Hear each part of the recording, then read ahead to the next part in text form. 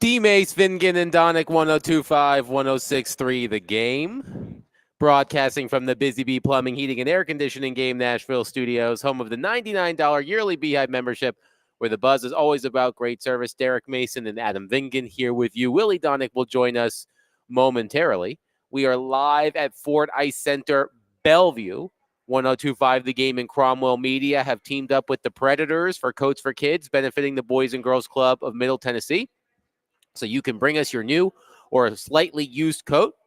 We'll be here from now until 6 o'clock. Stillman and Company will be here from 2 to 6 as well. So from now to 6, bring your new or slightly used coat. You could also go to the Ford Ice Centers in Antioch or Clarksville if those are more convenient. Coat donations will also be accepted at the Preds game tomorrow afternoon. For more information, visit thegamenashville.com/coats. Derek, how the heck are you today? Hey, I'm doing wonderful, man. It's a little bit cold out there. Does that make me soft? No.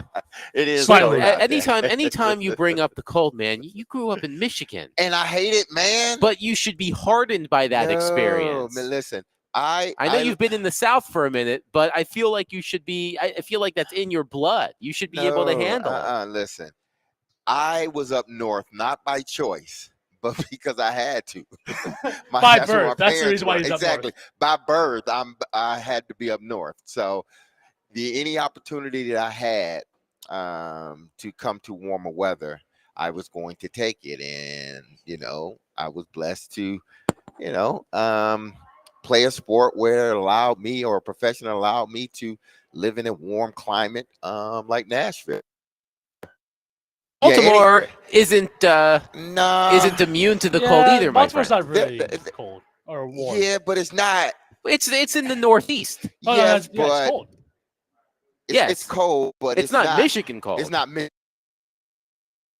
absolutely. It's not Michigan cold. See, I went through several layers of cold. Okay, you got your Detroit cold, you got your East Lansing cold, and then you have your Baltimore cold, and then you have your Nashville cold. I'd rather deal with my Nashville cold. All right. I was in New York for a while, so the New York cold it gets cold up there too. It's very cold. All of this is to say, I don't understand when you get worked up about the cold, because you should be more, as I said, more battle tested, for lack of a better term, for the cold than any of us, having spent a significant amount of your time in Michigan. Will is here, pulling up a chair. Willie. Hi, Willie. Willie How are you? Got on his Denison hat. He ready to roll. There we go. Can we hear you now? Yes. There we go. The magic of live radio. We just have to thank everybody that helped us. We had to make a set change. Yes. Quickly. Jason, Big Joe, we're upstairs now. We're downstairs in the lobby, and we got on just on time. So and we had good lines here. yes. Their line skated off the ice. Yeah, and we skated on the It was ice. a great line change. Exactly. It was a great line change. Well, since we are at Ford Ice Center, Bellevue, I think it would be appropriate to start today's show discussing the Nashville Predators. Stop me if you've heard this one before. The Predators lose in overtime. 5-4 to the Pittsburgh Penguins last night at Bridgestone Arena. The Predators jumped out to a 3-1 lead early in the second period. The Penguins tied the game before the end of the period. Brady Shea scores in the third period. Erik Karlsson responds, and then Brian Rust scores the game-winning goal in overtime. The Predators lose for the 7th consecutive time in 3-on-3 overtime. I thought the Predators were headed for their first winning streak since late October. But alas, they lose again. Their record falls to 9-17-7 on the season. They couldn't even get a point streak started. Well, they have a point streak. They do have a point streak because they did get a point in overtime you're last right. night. If you consider two a streak, which Yeah. is a philosophical conversation for another That's day. debatable. A streak to me is consecutive anything. So if you get points in consecutive games, that is a streak. A mini streak, but a streak. Yes, it's not all streaks are created equal, but it is a streak. But yesterday, Barry Trotz addressed reporters before morning skate talking about the trading of Alexander Carrier to the Montreal Canadiens for Justin Barron. He did an interview with The Athletic. He, of course, sat down with Jared Stillman. yesterday afternoon or early evening, as it were, talking about the direction of the franchise. A lot of interesting things coming out of all of the interviews that Barry Trotz conducted yesterday. I think his most forceful statements came in the article in The Athletic, the interview and article conducted by Pierre LeBrun, one of the Athletic's NHL insiders. And Barry said, quote, "It's not a rebuild. I am not in the business of not winning. I am in the business of trying to win. We are not selling off. We are resetting. We know where we are. It's not where we thought we would be, but we want to move forward." And, we talked about this a little bit yesterday, Willie, off air. To me, sitting in that news conference yesterday morning with Barry Trotz before morning skate, he did not say it explicitly, but even with the result of, now that we can add in the result of last night's game, I think Barry Trotz was acknowledging that the likelihood of a playoff appearance for this team is slim. He would not come out and say, and Jared asked him yesterday, by trading Alexander Carrier, are you waving the white flag on this season? And he said, absolutely not. But Barry Trotz is a realist, and he understands that barring an improbable run that the Predators so far this season have shown themselves incapable of doing, they are not going to make the playoffs. It's not even Christmas yet, but I'm comfortable in saying that barring something miraculous, this team is not making the playoffs. But he is looking forward to next season in terms of getting younger assets, creating cap space, so that he can go right back out there, be aggressive, and put this team back to where it's supposed to be next season. Yes, I listened to I was at the press conference. I read the article with Pierre LeBrun, and I listened to Jared's interview, and there was a lot there, right? This is Barry times 3, right? The weekly interview with Jared usually gives you a lot to chew on. Barry did a lot of talking yesterday. But this was times 3. But the theme that I think jumped out to me was he referenced his first captain for Nashville, Tom Fitzgerald's New Jersey Devils. In 2 years ago, the Devils, with Andrew Brunette as the assistant coach, had an outstanding year. Upset the Rangers in the first round of the playoffs, gave Tampa everything they wanted in the second round, had their best year in probably 10 years. And then last year, when everybody thought they were going to be really good, they regressed big time. They had nothing go right, had a bad year, and they're bouncing back this year, and they look really good. That seems to be his target right now. He knows this year is a long shot at this point. And I don't know. I have never seen a team with this much talent get gut punched as many times as I've seen this team get. Last night was another one. Just when you think, oh, the last gut punch, that was the worst. That knocked them down. Hold my beer.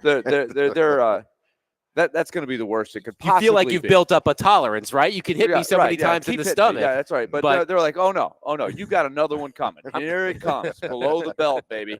Pow.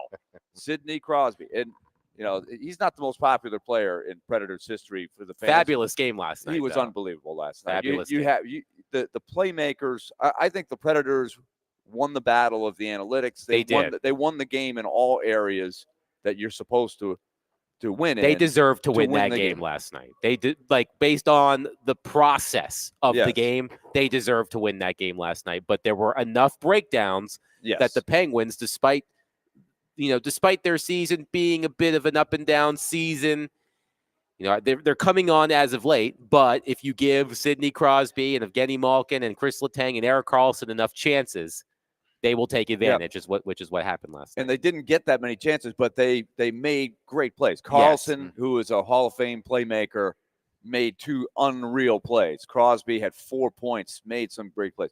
So just when you think you can't sink any lower for morale, you get that because they are playing better.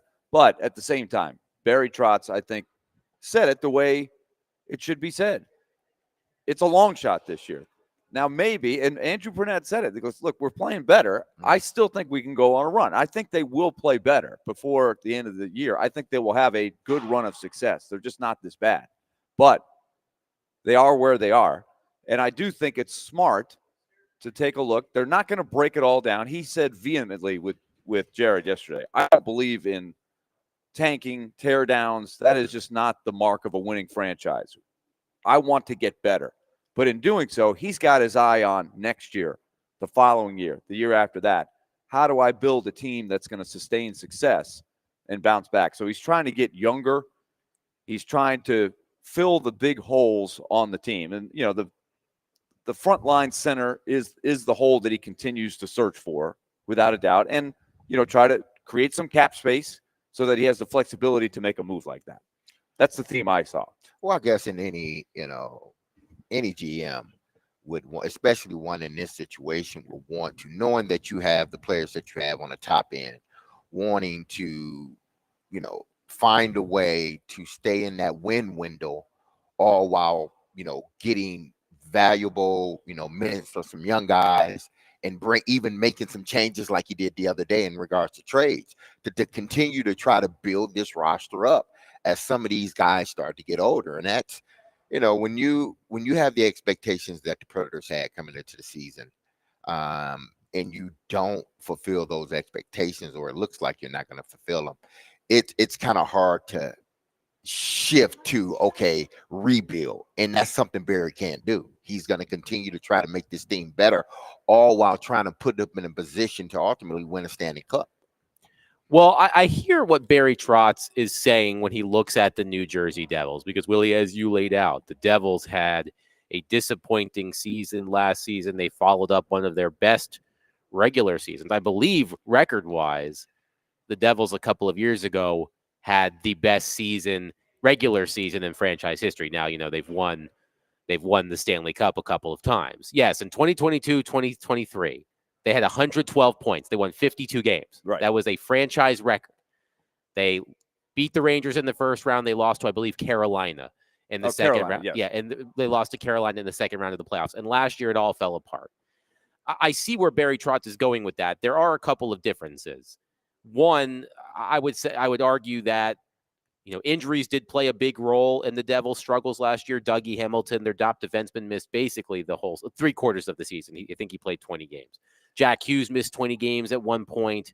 You know, their goaltending was awful. That they rectified that this season, which has been a big help. And the biggest difference between the Devils and the Predators, the Devils fired their coach near the end of the season. They fired Lindy Ruff. Travis Green served as interim coach. He is now the coach of the Ottawa Senators, I believe. And now they have Sheldon Keefe, who was the coach of the Maple Leafs. So that is a big thing. Barry Trotz has been adamant that he is not going to relieve Andrew Brunette of his duty. So I see where Barry Trotz is coming from with the Devils comparison, but it's not an apples to apples comparison, I would say. Well, no two teams are exactly the same. I think, though, that I think this team next year can be really good, playing the way that they want to play. And there are a lot of things. Nothing is guaranteed. Nothing is guaranteed. And right now, they have to prove that that's right. And Barry Trotz, from the moment he took over, swung and got a lot of big hits, right? Everything he did that first year seemed to work. And this year, it's the opposite. Everything seems to not work. But, you know, I am starting to see Brady Shea play better. Marchessault and Stamkos are playing way, way better of late. That line, let's see where that goes. Has played very well. And there's a lot of untapped things. Like Roman Josi has missed the last 4 games. Let's see what it looks like with these lines going the way they are, and then you throw him into the mix. So there's a lot that has to come together. It's a vision, and it is not a team that's constructed like the Devils. But at the same time, he likes what he's seeing with the big picture of his prospect pool. And that's something that you can hope and you can believe, but you will not know until they actually come in and start producing. And you've got to make the right moves. You can't come in. You might have a prospect pool of 10 or 12 guys. Not all 10 or 12 are going to make it, and you can't use them even if they did. You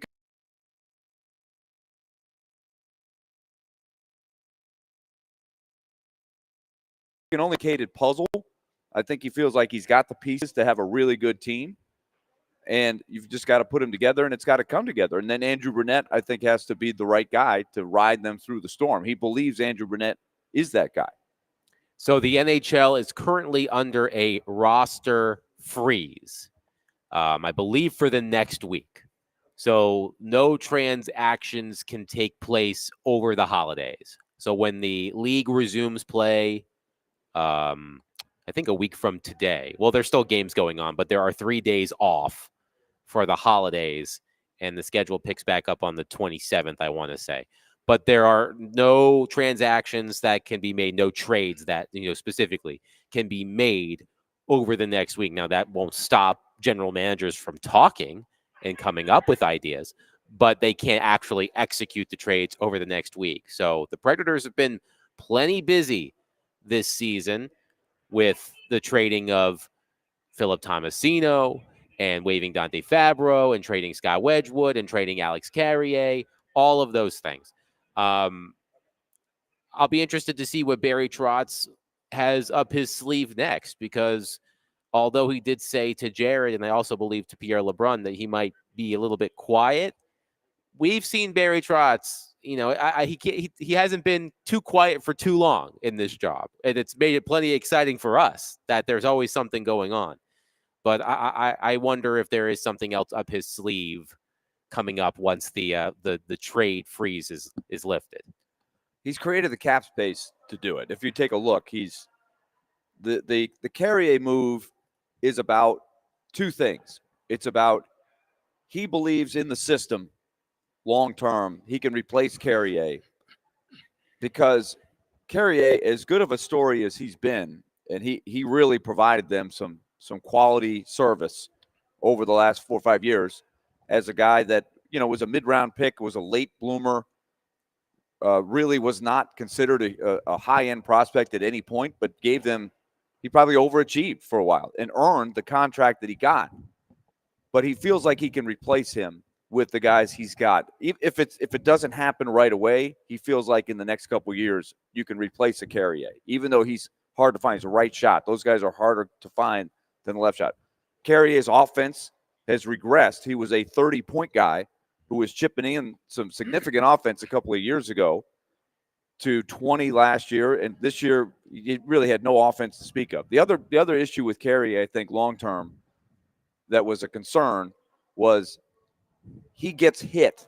There's a stat on Natural Stat Trick called hits taken, and I think if you watch him enough, you will be able to picture a few. That's the reason he's out right now with a concussion, is he ranks in the top 6 or 7 over the last couple of years in hits taken. If you go back to the beginning of last year, I think I looked at it yesterday, he's 7th. And he's not a big guy. If you're small, you need to be able to avoid hits. Victor Arvidsson's another guy that always ranks high among forwards.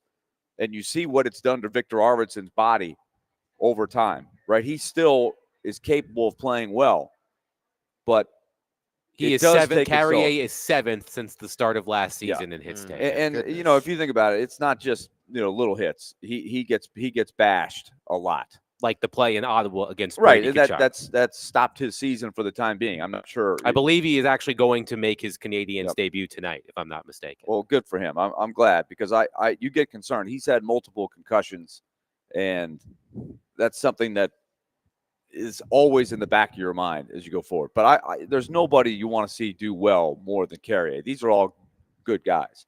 But and the other thing is the significant cap space, $3.75 million.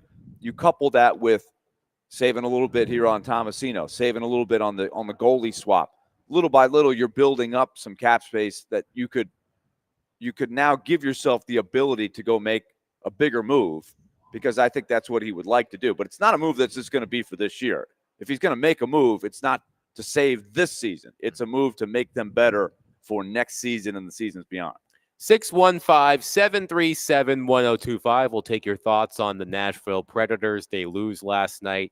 An entertaining game, but a disappointing result, 5-4 in overtime to the Pittsburgh Penguins. We are live at Fordyce Center, Bellevue. Bring your new or slightly used coats. Say hello. Have some fun, get a skate in, do all that you need to do. and we will gladly take your coat donations. You can also donate them at the Fordyce Centers in Antioch and Clarksville if those are closer to you. 615-737-1025. Coming up next, Titans Colts this weekend. Not a lot to play for in this game, but it is a big game for one person in particular, and we'll discuss that next. But before we do, tune into 1025, 1063 The Game for the TransPerfect Music City Bowl on Monday, December 30th. Chase and Big Joe will have pregame coverage starting at noon, and kickoff is set for 1:30. Music City Bowl coverage is presented by Hi-Fi Buys.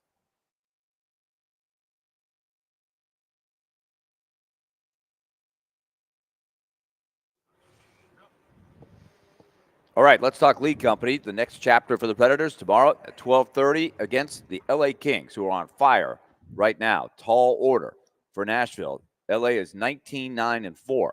So, big challenge at Bridgestone. And Lead Company will be helping bring us the coverage via radio, and you'll see their display throughout Bridgestone Arena. Lead Company has been in service since 1944. They've got you covered with all your household needs for the things that make your house run.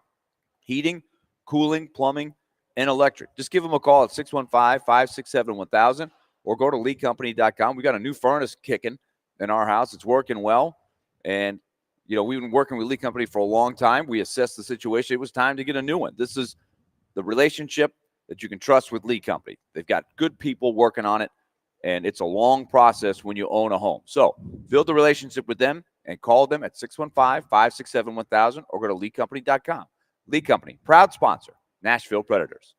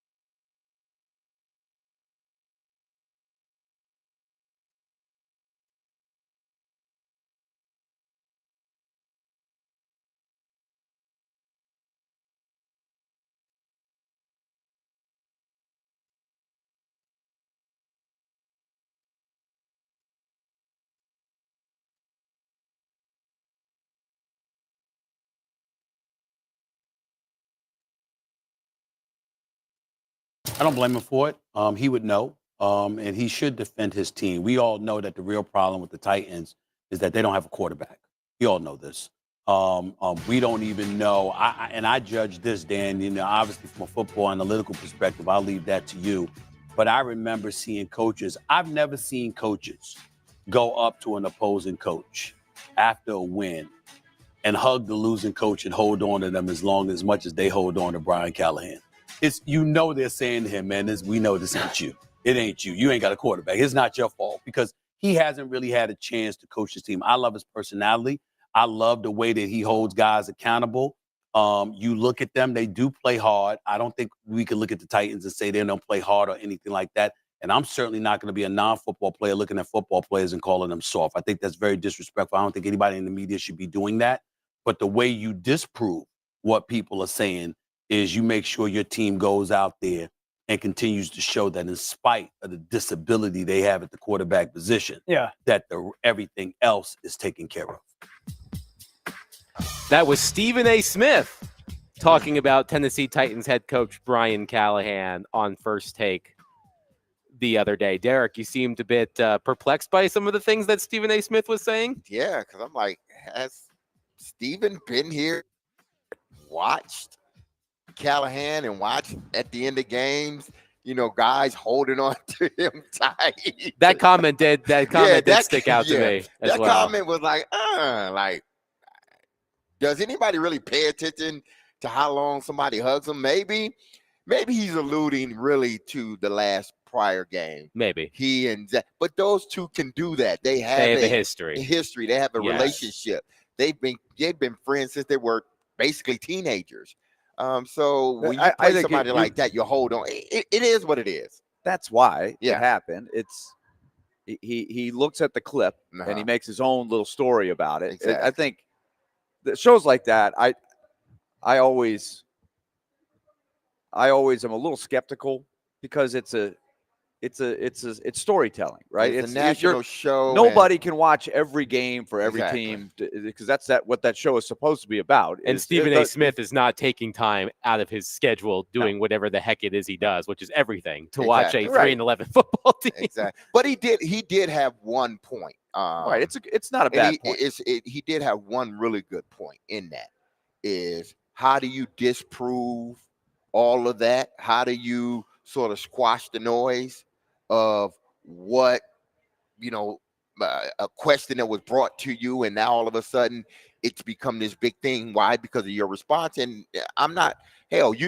sure if I was him, I would give the same response if somebody asked me that question over again. So I wouldn't change how I approached it. But Stephen is right now that it's out there. People are going to be watching your team to see how they finish the last 3 games. And so he is correct about that. I'm sorry to step on you there, Derek. That was the point I wanted to get to, because there is a reason why Stephen A. Smith is talking about Brian Callahan. And that is because of the viral news conference from a few days ago. That, as we talked about yesterday, Derek, Brian Callahan, he's in places that I never expected to see Brian Callahan. I didn't expect to see anything about the Titans on First Take or Sports Center or anything like that. But Brian Callahan, he was everywhere on I believe that was Wednesday, right? Yes. So yeah, it was Wednesday. Wednesday. Thank you. Jared made this point yesterday, and I want to discuss it with both of you.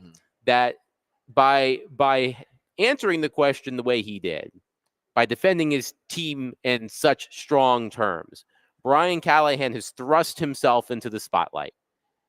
And I think this game against the Colts at noon on Sunday is big for Brian Callahan, because if the Titans have a poor performance, it will reflect even more poorly on Brian Callahan. He came out there and defended his team, which is what coaches are supposed to do.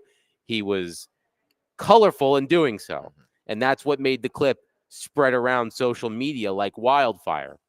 But if the Titans go to Indianapolis and they play a bad game, now, I'm not saying they have to win, but if they lose in decisive fashion, it's going to be bad news, I think, for Brian Callahan. I'm really curious to see how much that answer galvanizes the locker room. Well, if it looks like it did versus Jacksonville, meaning the offense, because the defense played their tails off. If it looks like it did against Jacksonville, or Chicago, or some of these teams where they just couldn't generate anything on offense, if it looks like that, then I think people are going to start. Well, does he, not necessarily that the team's soft or anything, but does he have a grip on his team? And are they, sort of, is he tapped into the guys? Are they still fighting for him? And they're going to base that not upon their defense, because I think people believe that the Titans defense, it may not be great, but it's not the worst defense. They fought. But people put a lot of the blame on the offense, because they said, listen, even when the defense was holding teams down, y'all still couldn't generate no points. So we can't put it on the defense. They want to see how the offense comes out and how they react to what Brian Callahan said. Defense, to this point of the season, they are a team, but they're separate in a sense. The defense is playing their game and the offense is playing their game. Everybody looks at the Titans and said their major deficiency is the quarterback. That's the offense. They hadn't said that about the defense. So the offense has to come out and show that they are still listening to Brian Callahan. I think that message, the way he came off, which I would have did it, I think that probably was more so geared towards offense. Like, they're really calling us soft in a sense. That's what they're doing, offense. So we got to go out there and we got to prove to them that, no, we're not a soft team. Because I don't think anyone believes that the defense, by any means, is a soft unit. Well, just like Stephen A. Smith can sort of take a little clip of 3 seconds and have it fit his narrative, I think Brian Callahan is taking a calculated risk, because he knows when he does that, it's going to go viral. It's going to get attention, and you've got to now back it up. He's sort of thrown it at his team. Hey, you guys playing for me? We're switching the quarterback. Our season's going nowhere, but we got to play these last 3 games. And if we stink, then I'm at jeopardy. I'm trying to protect my job here. So I'm going to roll the dice and hope and believe, because I do think he believes his team plays hard. Yeah. And I think that's what you're trying to accomplish in the last 3 games. Put a competitive product out there and see what it looks like and show everybody. You heard Dan Campbell for a long time. When they stunk, when he first got there, he was saying, we're playing hard. We're going to get there. We got the culture. We're going to break through. They were losing a lot of close games, and he did get there. I think that's what he's trying to do. He's trying to put a deposit down to get a return down the road when he has a better roster. But these games, I think, are important to try to continue to establish what little foundation he's building. Yeah, you're right. And I think that's why I was critical, I believe, that he made the change now with the quarterback. Because I know many Titan fans and even, some people across the airways said, just leave Will Levis in there, lose the games. It don't matter. Get a better spot in the draft. And I hear the better spot in the draft. But, I mean, listen, if you're not in a position to draft a quarterback, I mean, drafting 4th or 7th, I mean, you still may get the guy that you – especially this year. When exactly. by all accounts, it's a thin quarterback Absolutely. class. So you may get the guy you want anyway. But I think that was a situation where he was like, or I still have these guys. And the only way I can do it is if I switch quarterbacks, because if I leave him in there, just like what Flynn said on the whole documentary with Rodgers, listen, the team takes on the personality of the quarterback, good or bad, indifferent or not, up and down or not. In this team, I think the part of the problem is your quarterback's so up and down. That's going to make your team up and down. Regardless of how you try to slice it, the quarterback play more than likely dictates how your team is going to perform. And Will Levis has been so up and down. So he's saying to himself, I got to do it now because, again, I have 50-something other guys. I'm not going to sacrifice the whole for one. I'm not doing that anymore. I tried to do it. It didn't work. Now I got to pay attention to the other 50-something guys. What did you see as the Titans' personality, Derek, when Mason Rudolph was starting? And what do you expect the offense to look like with him under center on Sunday? I saw a team with tempo. And I'm not saying tempo in and out of the huddle. That's not what I'm talking about. I'm talking about tempo as far as plays. How it looked. Guys now expect the football because they know. See, this is why, playing with different quarterbacks as long as I played, you sort of get a feel of how the game could kind of go up and down with different quarterbacks. We knew the minute Steve went out, at least I knew that the ball was coming out quick because Neil O'Donnell was going to read it quick because he wasn't as mobile as Steve. So he had to get rid of the ball quick. So in my mind, I knew like, okay, I'm getting the ball, or if I'm not the first read, I better be paying attention because I may get the ball more than likely on the second read because that's how Neil read it. He read it very quick. If you want an open, bam, I'm going to the next guy. Then I may come back to you. That's what you see with Mason Rudolph. Guys knowing. That's why Chigakonko gets the passes that he get, or the tight ends get the catches that they get, and the running backs get the catches that they get when he's in a game because he's reading it fast. If he don't got it down the field, he's coming back down. And what does that do? Move the chain. So this offense knows that, hey, listen, we got a good chance at moving the chains, not with big chunk plays, but with just intermediate plays. So everybody got to stay in this. I feel, to me at least, they run more efficiently and a little bit quicker with him in the game because his processing is a lot faster than what Will's is. The number one stat that jumps out to me is sack percentage. Mason Rudolph in the games he's played has been sacked 3.75% of the time. That's more what you're looking for. And Will Levis, we know, is at the bottom of the heap, the percentage of the time he gets sacked. He's playing under the same offensive line. They're not playing with a different offensive line that protects better. It's just that Mason Rudolph is going, like you said, he's going to have a higher tempo. He's going to get the ball out faster. He's not going to take as many sacks. Now, what you trade off, of course, is he can't attack the field, down the field. He does not have a rocket arm. So you're going to have to move the ball down the field. I don't know if they can get a lot of explosive plays, but you hope that you can get a few. And you hope that you can stay in the game and not hand the game over to the Colts. And I think it could be a really close game if he plays well, if he plays like he's played when he's had the chance to play. I was really curious if you were to play Rudolph in the first game when the Colts started Flacco, if that game could have swung towards the Titans, because that was a field position, low possession game where it was going to come down to those key plays at key times, who could make them. And Flacco made them. Yeah.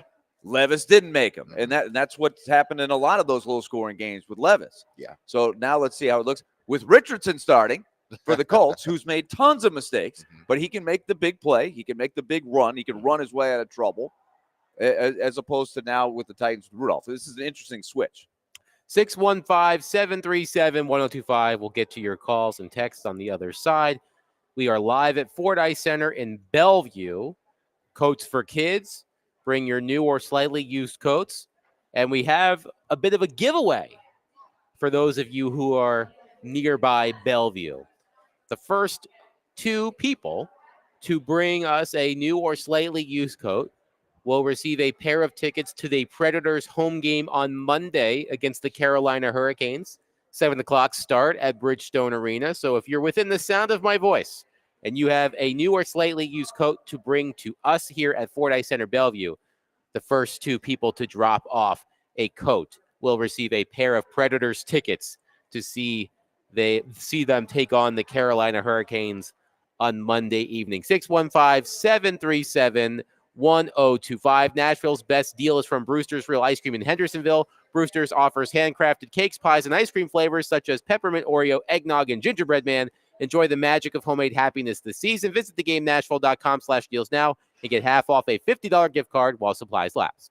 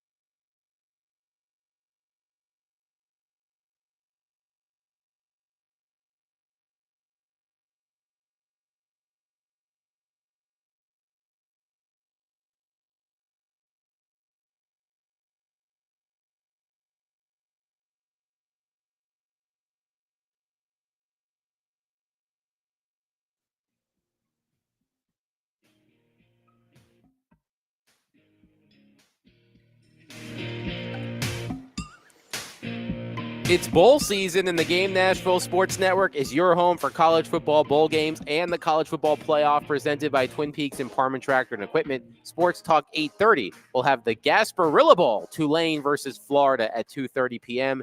And 102.5, 106.3 The Game will have the college football playoff first-round game between Indiana and Notre Dame at 7 o'clock tonight. For a list of games carried on the Game Nashville Sports Network, visit theGameNashville.com/bowl games. By the way, thank you, Sam Houston. That was one of my picks in Silly Underdog. So I'm on the board. I may have pulled ahead of Chase and Derek with that win. We will do. We need to do an update. That reminds me.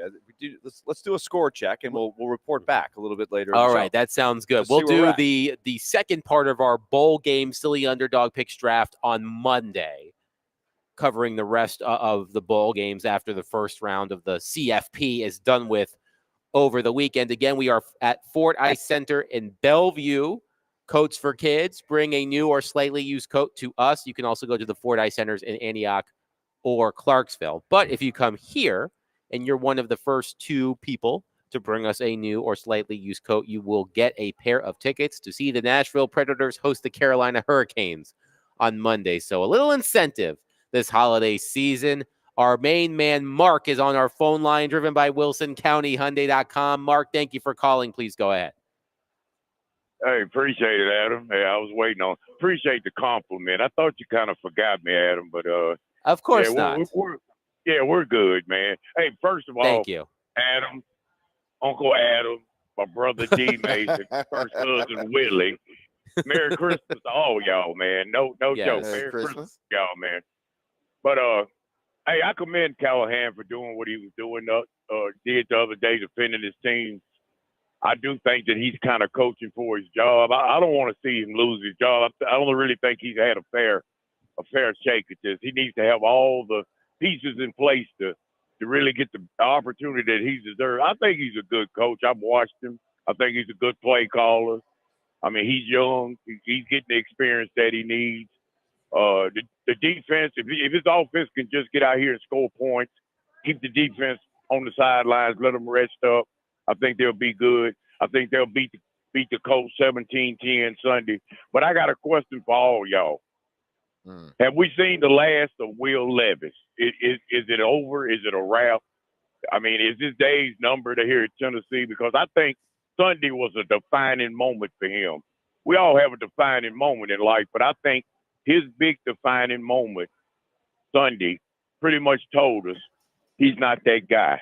But I'm going to leave y'all with that question again. Merry Christmas, y'all. I'll hear back from you. And let me get in on those picks Monday, Adam and D. Mace. I need to rip Chris Sanders because I don't want to hear that music anymore, man.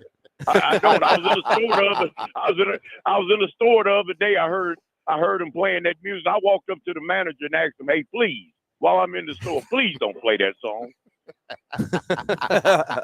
Thank you, Mark. Merry Christmas and happy holidays to you as well. So let's hey, man, see y'all. Yep. Thanks, Mark. Let's answer the second question. Well, it was one question. And then he said something else I also want to touch on. So have we seen the last of Will Levis in Tennessee? I imagine that Will Levis is going to be on the Titans roster next year. I just think it makes sense to keep him around. We've talked about the financial aspect of it. It barely makes a dent in your cap. Sorry, we don't subscribe to that theory on this show.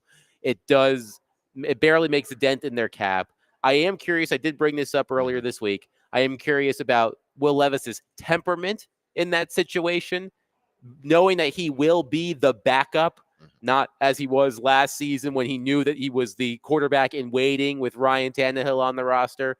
If he is the clear-cut backup and he's only starting in case of emergency, I wonder about how his personality will play into all of that. But have we seen the last of Will Levis with the Titans? I'm going to say no, because I actually do expect him to remain on the roster, just obviously in a non-starting role. I think this is sort of like the Richardson thing, but it's kind of not all the way, because we understand, well, hell, it might be because they bench Richardson because of his play and they bench Will Levis because of his play. But I think one of the reasons that we're able to go back to Richardson, because I think they saw the demeanor. He didn't, slack off. He didn't pout. He didn't do all those things. It seemed like he just went back to work. Was he, disappointed he got benched? Probably, more than likely he was. But I guarantee you, throughout that building, he still proceeded as a starting quarterback as far as his preparation. So it's easier to put that person back in if you need to, or if you felt you made a mistake. That's what I need to see. That's what the organization needs to see for Will Levis. I don't think we've seen the last of Will Levis. Maybe as a full-time starter here in Nashville, yes, we may have seen the last of that. But I think he's going to be on this team next year. And what's going to be critical for Will Levis moving forward is, how does he take all of this? How does he adapt to now being the backup, but knowing that, hey, listen, I can get in here in any minute through injury.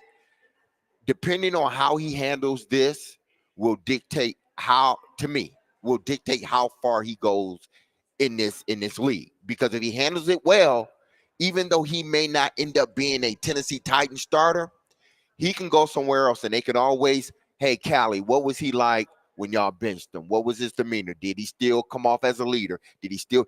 And then Callie will be able to say yay or nay. And that will affect him moving forward. I think his days as a starter for the Titans are over.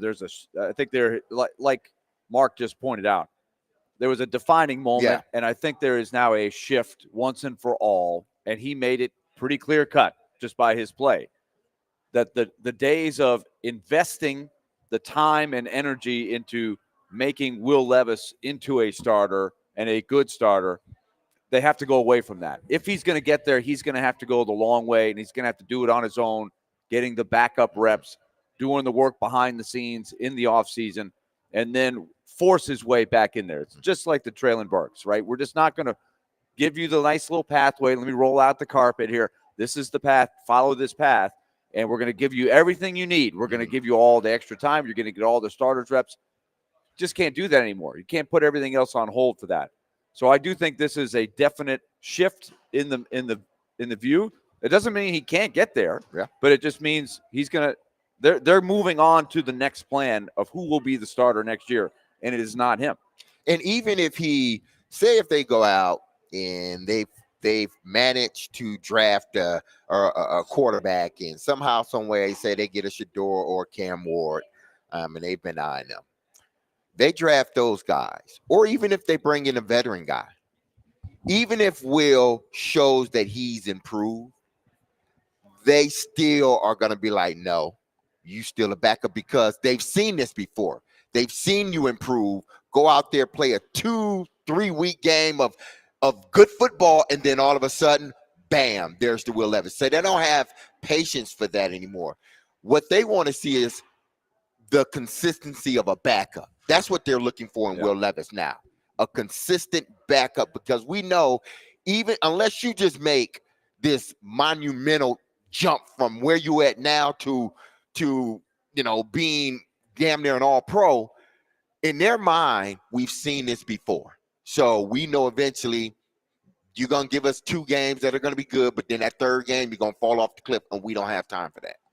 Eric is on our phone line, driven by Wilson County Hyundai.com. Eric, thank you for calling. Please go ahead. Yeah, I'm forgoing the dad joke today because I was on the line twice yesterday. Couldn't get to say what I wanted to say yesterday, so I'm foregoing it for today because there's a couple things I want to say. First of all, I know everybody's upset, screaming, want Rand and Amy to say something. Guys, here's the reason why I don't think they're going to say anything. Guys, first of all, I'm a season ticket holder. I've been a season ticket holder for 25 years. I'm definitely going to be at the last game. And I'm planning to do the next 2 seasons before they move to a new stadium, because I'm not emptying out my bank account or my 401k money to get a season ticket. I believe they're not going to say anything until the season's over. They're going to let these last 3 games play out and then make whatever statements they're going to make, either the day after the final game or the Tuesday afterwards. In fact, I'd be very surprised if they say anything. So for all the Titans fans, I know they want to hear something from now and hear them to say something or respond. But if we hear anything from Rand and Amy, it's going to be after the season's over, whether it's one or the other or both. So that's my reason why I don't think they're going to say anything right now. So, and guys, speaking of saying something, Eric, it's a good question. I'll build off of that and what Mark brought up at the beginning about the tirade. I do think Brian Callahan, I commend him he's the guy that answers all the questions every week, and nobody backs him up. And that's tough for a young head coach. I'll also say this. Brian Callahan comes off, and I think he wants to be this way. That's kind of the laid back, hey, I'm going to answer your questions. I'm the nice guy. I'm a player's coach. I'm a teacher. I'm not fire and brimstone. And it reminds me that this to me, you guys tell me if you think this is true. Fans tend to gravitate towards the emotional, charismatic coaches, the Bruce Pearls, the Rick Pitino's, the Dan Campbells, even to some degree the Mike Vrabels. He's not as much of a character as those other guys. He is a certain type of charisma. And if you are more laid back, you don't always get the benefit of the doubt from the fans. Like, does that guy even care? Right. He's too nice a guy. That seems to happen more often than it doesn't. And the example I always remember, the Mets, when they won the World Series in '86, and then a couple years later they traded for Kevin McReynolds, who was the most even keel guy, showed no emotion on the field at all. He was a really good player, but when he wasn't playing well, he never got mad or anything like that. He was a competitor, but he just never showed emotion. And the Mets fans were like, does this guy even care? Like, sometimes every now and then I think they need to see you slam your bat onto the water cooler or throw something in frustration. Not every day, but I think Callahan, a little bit deep down inside, wanted to show that he cares, that he does have emotion. He does have fire. He is a competitor. Because sometimes you wouldn't know it. Right? Is that fair to say? That's superficial on the surface, but I think sometimes you got to show that you have that emotion. There were two examples quickly that I can think of, other than the news conference from the other day. There was the moment on the sideline early in the season. I think it was the Packers game where he says, "What are you doing? What the F are you doing?" Right. And then when he lost his mind on the penalty, was it the Vikings game? Was that Mike Brown with the penalty with the and he knew that how many penalty yards are they going to give me here?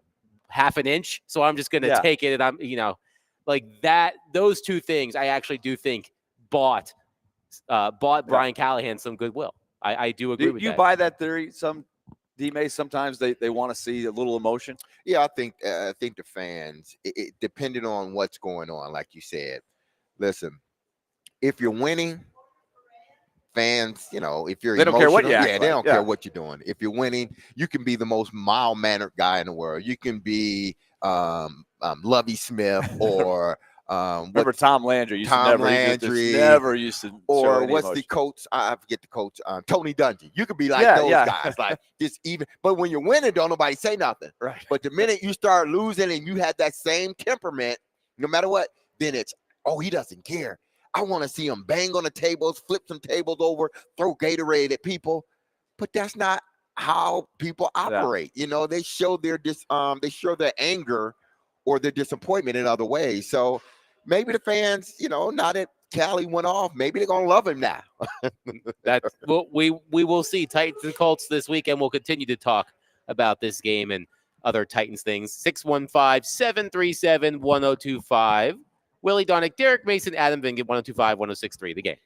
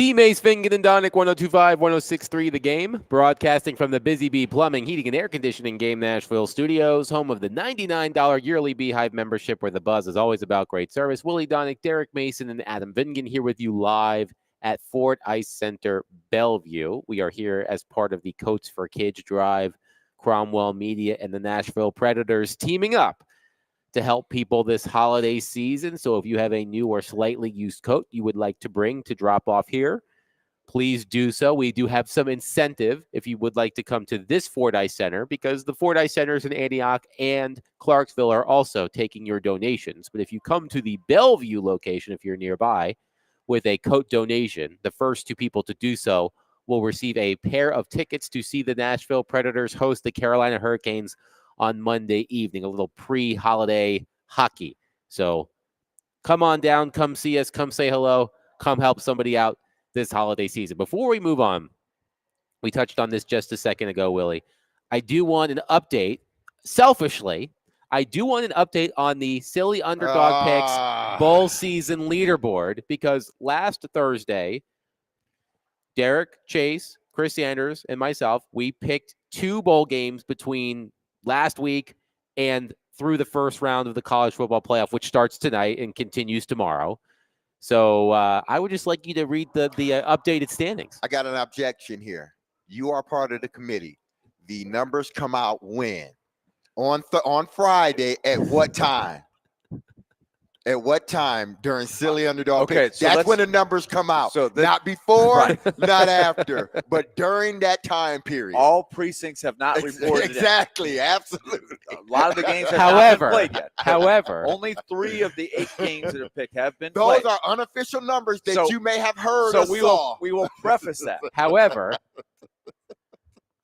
Those However- are unofficial. No. however, No, we and can't. yet, 3 of the games But- have Tell me been right played. now, They're- who is they're- going? No. who is in first The place for the committee. race for second place? No. The committee knows that it sits in the room until that time. They cannot come out of the room. It's like when somebody puts something in an article and says, if the season ended today, here is the playoff matchup.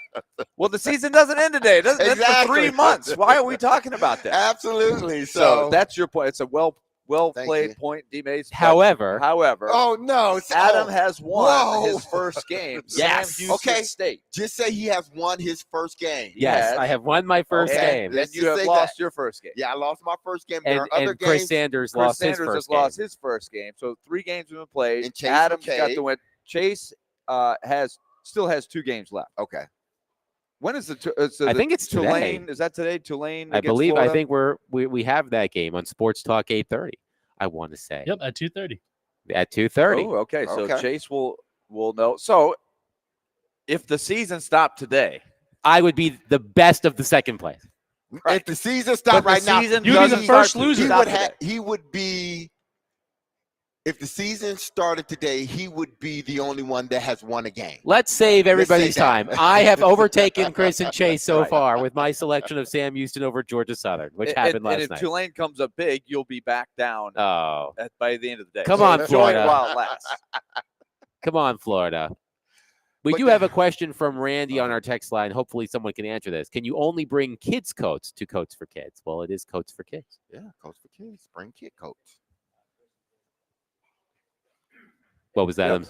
It's Yes. it benefits the boys and girls. Yes. So I would say, there's going to be some teenage, older kids, big Right. kids. So Exactly, yeah. Doesn't have to be a small child, Yes. but it is Yeah. Coats for Kids. So So, I get So try to teenager. keep that in mind. But yeah, Teenager kid. if you're not Yes. sure, bring it. yes. You know, If I can fit into it, it's too there's big. probably some kids that can fit into it. Though. Yes, Yeah, but there probably is but- a few. please, we would love for you to bring Find somebody that could use your it. Yeah. coats to us here at Ford Ice Center.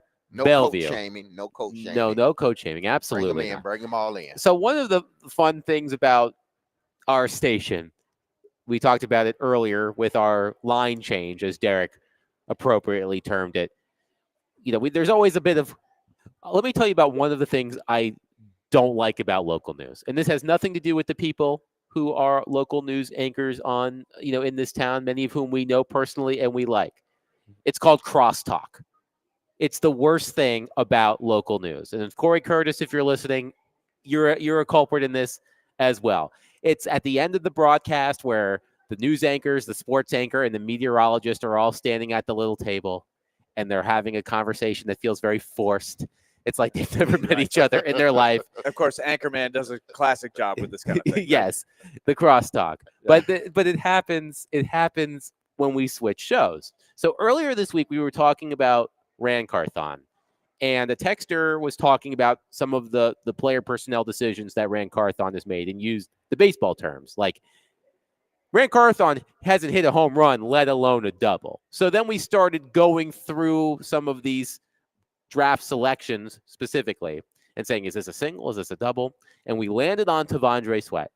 And yesterday, I wish I had recorded the changing of the guard, so to speak, as we were coming off the air and Jared was coming on the air, because we got into a heated conversation, an animated conversation about T'Vondre Sweat. We know how Jared feels about T'Vondre Sweat. He didn't like the Titans taking a run-stuffing defensive tackle with a early second round 38th pick with the 38th pick. He does not like the value of the pick. So Willie, and if you haven't seen Willie get animated, it's one of my favorite things. I do like when Derek gets worked up, but it takes even more to get Willie worked up. And Willie was at a fever pitch yesterday afternoon as he and Jared were talking about this. So I wanted to bring this conversation on air because Jared's larger point about T'Vondre Sweat is that how many sacks does he have? 1 or 2? He has 1. Okay, he has 1 sack. So you should not have drafted a player that has 1 sack at the top of the second round. And Willie, you presented a couple of comparisons, and I want to preface this because we know this is going to happen inevitably on our phone and text lines driven by WilsonCountyHonda.com. Can you believe Willie Donick said that T'Vondre Sweat is going to be the next? And we'll talk about the players we're talking about. That's not what we're saying. But I thought the context was important. So I wanted to bring this conversation to the airwaves. Well, we had quite a spicy discussion yes, the other day, and Jared also took the time to try to chirp me in the Lexus Lounge that he was adamant that T'Vondre Sweat is no more than a single. I think he's an easy double for a rookie and has a chance to grow into a triple or even a home run if he continues to develop. And Jared's point is he only has 1 sack. You can't get a guy in the second round who gets 1 sack. I think people have unrealistic expectations. I named off several second-round picks that never sniffed any production at all. Mm-hmm. I think if you start in the league, yeah, that you're at least a single right there, because you have all these busts like Kevin Dodd and Bishop Sankey, Justin Hunter, all these guys who had similar, draft placement in the second round. But that didn't work for Jared. So Jared came in again, and D-Mace, you gave me a little bit of ammo to start it because if you look at the interior defensive lineman, rookie in the league, is it Pro Football Focus? That was he is by far, he rates higher than any rookie interior defensive lineman, 76.3, which is a really solid number. He has played more defensive snaps than any rookie defensive lineman in the NFL this season. So to me, we're easily a stand-up double at this point. So now let's get to the sacks. So I asked Jared, I said, was Vince Wilfork a good player? Everybody remembers big Vince Wilfork, right? I remember him in those overalls. It's not that he's a good player. Vince was a great player. He's a great player. Now, Vince Wilfork was drafted in the first round. Okay, and I tried I pinned Jared down. I said, yes or no, was Vince Wilfork a good player? Oh yeah, he's a good player. He's a Hall of Famer to me. Okay, he was a 5-time Pro Bowler. He played for New England and Houston. He's got some Super Bowls in there. AP all pro, like Pro Bowl is one thing. He's also a 4-time All Pro. That's the real indicator. He had 16 sacks in his entire career. How long did he play, Willie? 13 years. Oh, okay. Now, did I drive that point home to Jared? And what round he was drafted in? The first round. Oh, my goodness. And how many sacks did he have? 16 in how many years? In 13 years. So like a sack a season, a sack and a half, maybe you a could do season. the math. Yeah. I think even Jared could do the math. he had several years where he didn't have a single sack. Yeah. He made the Pro Bowl one year where he didn't have a sack. 16 sacks in 13 seasons. That's an average of 1.2-ish sacks per season. His high was 3.5. And then I said, well, how about Haloti Naga? Haloti Naga. He's a Hall of Famer. He's a Hall of Famer. Hey, Okay. Haloti was drafted in the first round? He was drafted in the first round. Oh, okay. Because Jared has been, you have to draft in the second round. You got it. You know, Jared gets all worked up in that. Haloti Naga, now he did have a couple years, but I looked at this. Now we're talking about T'Vondre Sweat, the rookie. In his first 4 years, Haloti Naga, this is D-Mace's time with the Ravens here. He had a total, because I asked everybody, I said, I looked at his first 4 years. He had 2 Pro Bowl seasons in his first 4. And he had, here are the sacks in the first 4 years. 1, his rookie year. 1. 3, the second year. Then 1, Pro Bowl. 1.5, Pro Bowl. A guy can impact the game and be an all-pro without sacking the quarterback at that position. Yes. I don't understand. Jared knows this, but he tries to. What he wants to do is sell that Rand Carthon doesn't know what he's doing, and he will not even give him credit where credit is due. I'm the first to tell you that a lot of what they have planned on having work out hasn't worked out at all. No.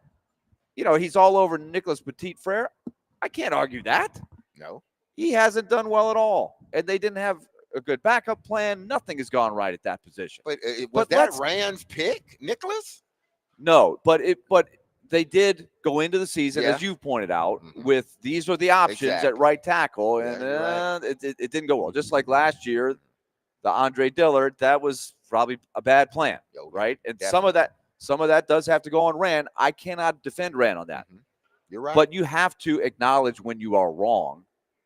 And if Jared is sitting there going, here are the list of things that make this organization incompetent, you cannot include T'Vondre Sweat on that list, which he does. T'Vondre Sweat is going to be, I don't know if there is an all-rookie team, but if there is, he will make easily in there. Team, he's going to be the first team all-rookie team at that position. And it doesn't matter. I don't say it doesn't matter. It's nice if you get some sacks, for sure. But he is doing a very good job. He grades out very well. That is an excellent second-round pick. Haloti Naga and Vince Wilfork were first-round picks. Exactly. 16 sacks in 13 years. But you can go down the line. Haloti Naga ended up with 32 sacks in his 13 years. Yes. 32 in his career. He had a couple years where he had 5. Yeah. So I he think basically T'Vondre averaged three sacks per year, right. basically, But almost. I think there could be a year where T'Vondre Sweat gets 5 sacks someday if he keeps playing well. If he has an edge rusher that pushes the quarterback up the pocket, he's going to get more sacks. Bob in Mount Juliet says, if Sweat is so good, how come he never makes any plays that help the Titans win? What is he talking about? The team is not Did you see good. the fumble he just picked up? He caused – I want to tell this person, did you watch that whole play? Because you just watch him take the football from the little guy and rumble up the sidelines like he was Walter Payton. That's all you saw. But did you see him actually – push the pocket, which he did. The quarterback had to step up because he pushed it right in his face. He stepped up, which led him to step into another guy, which the big fella with his nimble feet came back around after he pushed the pocket, turned back around, and came and ripped the ball from the running back's hands. Tell me that's not a play that impacts a winning team. That is a play. It's just the Titans a bad team.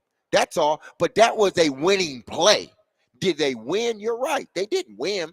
But that play right there, ask any coach in America, anybody, like of any sport, was his play a winning play? They will tell you, man, if you don't think that's a winning play, you don't know what you're looking at. In the trenches, it's not going to be easy to see what the job is that those guys need to do. And nobody's watching the trenches like that. Right. It's different than looking at a running back who scores a touchdown or a great catch a wide receiver makes. It's harder to see it. I get that. But you can't just say he hasn't done anything. Come on. That's why I want people. A nose tackle is supposed to eat up space, stop runs, draw double teams, open up things.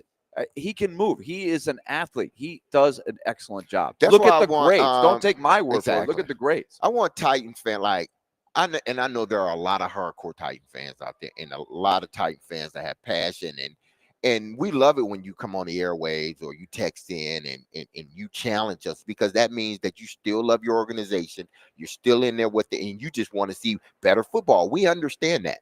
But what I would task anyone that love the Titans and then want to comment on the Titans after the game, which you have every right to, watch T'Vondre Sweat play. Just watch him. Watch him. Look at him and nothing else when the defense is on the field. Watch him. You will see the impact that he has on the football game or on the offense when he's pushing a pocket, making that quarterback step left or step right, or he's flushing him out of pocket. He may not get the sack, but when he pushes that pocket, he's causing a collapse, which then it enables everybody else to try to get to the quarterback, or it flushes the quarterback outside the pocket. Just watch the big fella play. Has it been great every play? No, but he's been consistent.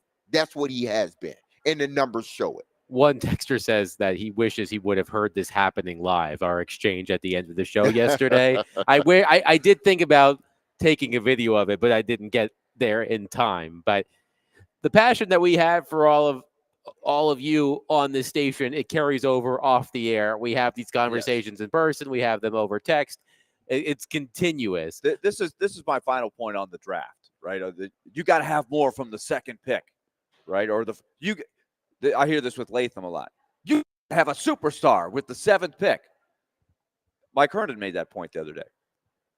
You got to have a superstar. How unrealistic is that? And I'm not saying, and that you don't need to hit a home run every now and then. You got to have home runs. Yeah. And we're just talking about doubles here, right? We're not arguing that Latham and Sweat are home runs. Not yet. Maybe in 3 or 4 years. Hopefully they progress and they're closer to that.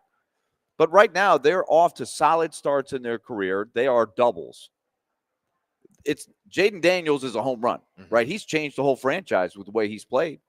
But for every home run, take a look at every draft year by year. Take a look at the 7th pick. We did this over the summer and grade each one.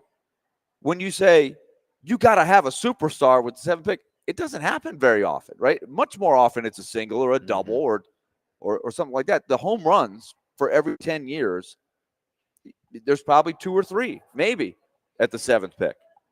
That's my point. So just because a guy isn't a star with the 7th pick doesn't mean it's a bad pick. Isaiah Wilson's a bad pick. Yeah. Caleb Farley's a bad pick. Those guys gave you nothing, right? There's always a lot of range, and you have to wait and see what happens. But let's not penalize Ran Carthon for things that you shouldn't penalize him for. Latham and Sweat, those are guys you don't penalize him for. There's plenty of other things to criticize Ran Carthon for. Yeah, and listen, with Latham, he's going to have some good play and he's going to have some bad plays. In this league, you know, the learning curve for certain positions are different. I have a higher chance of a receiver hitting than I do probably a left tackle. Why? Because this game is so geared toward passing and football, and they're implementing a lot what they do in college to the pros. So these guys come in, when you see a Ladd McConkey or you see a Brown from Detroit that were drafted in the 3rd and 4th round guys, but all of a sudden now they get in the league and they make an instant impact. That's because the learning curve isn't so steep for them, because a lot of what they've learned is being translated to the NFL level. So they can go out there and they can play a lot freer because of the rules and everything else. That left tackle position, or sometimes those positions, the learning curve is a little bit different for those guys, where you may see some good play, but you're also going to see some bad play in the mix of it. That's rookie football. You may, every once in a while, you'll have your Jonathan Ogdens or the left tackle in Philly that comes out right away, Orlando Pace, that just dominate as soon as they touch the field. But more times than not, you have guys progressing at that position. And we just hope that J.C. Latham is one of those guys. We've seen Skoronski for that. And Skoronski. We've seen some good. We've seen some bad. But we know, at least with J.C. Latham, that, okay, he's shown more good than bad, and the ceiling is a little bit higher for him. 615-737-1025. I can't wait for one of you to text Jared during his show and say, "Did you hear Willie Donick say that Javondre Sweat's going to be Vince Wilfork?" I can't wait.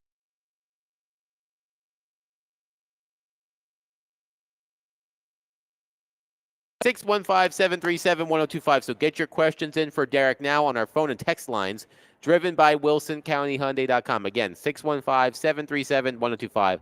Call us, text us. We've got all of the questions on the table. For Derek Mason, we are live at Fordyce Center Bellevue as part of Coats for Kids.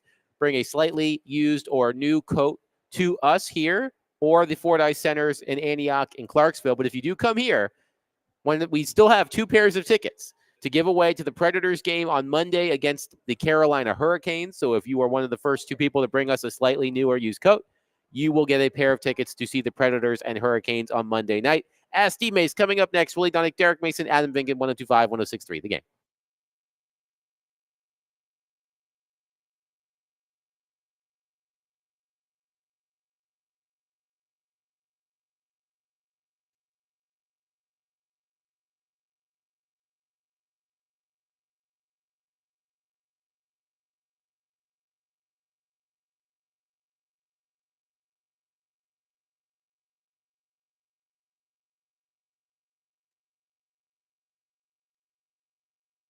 Hey, this is Derek Mason, and you heard me tell you about Dr. Lodge and his staff over at CoolSpringsMD.com for some time now.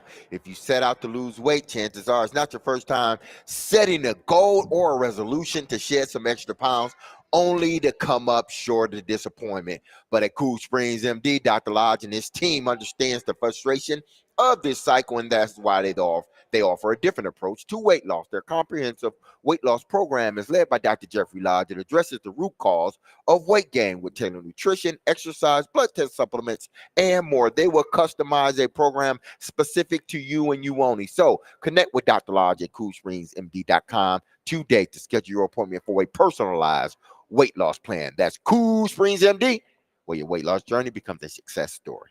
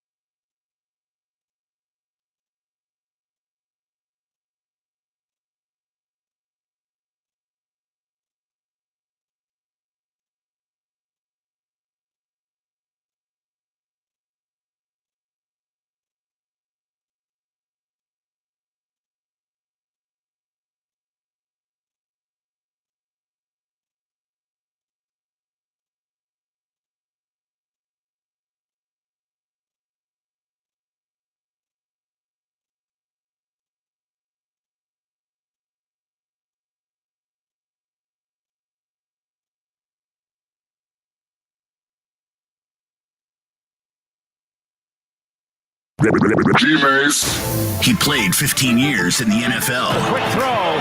Touchdown, Derek Mason. He had over 12,000 receiving yards. Midfield, and there he goes.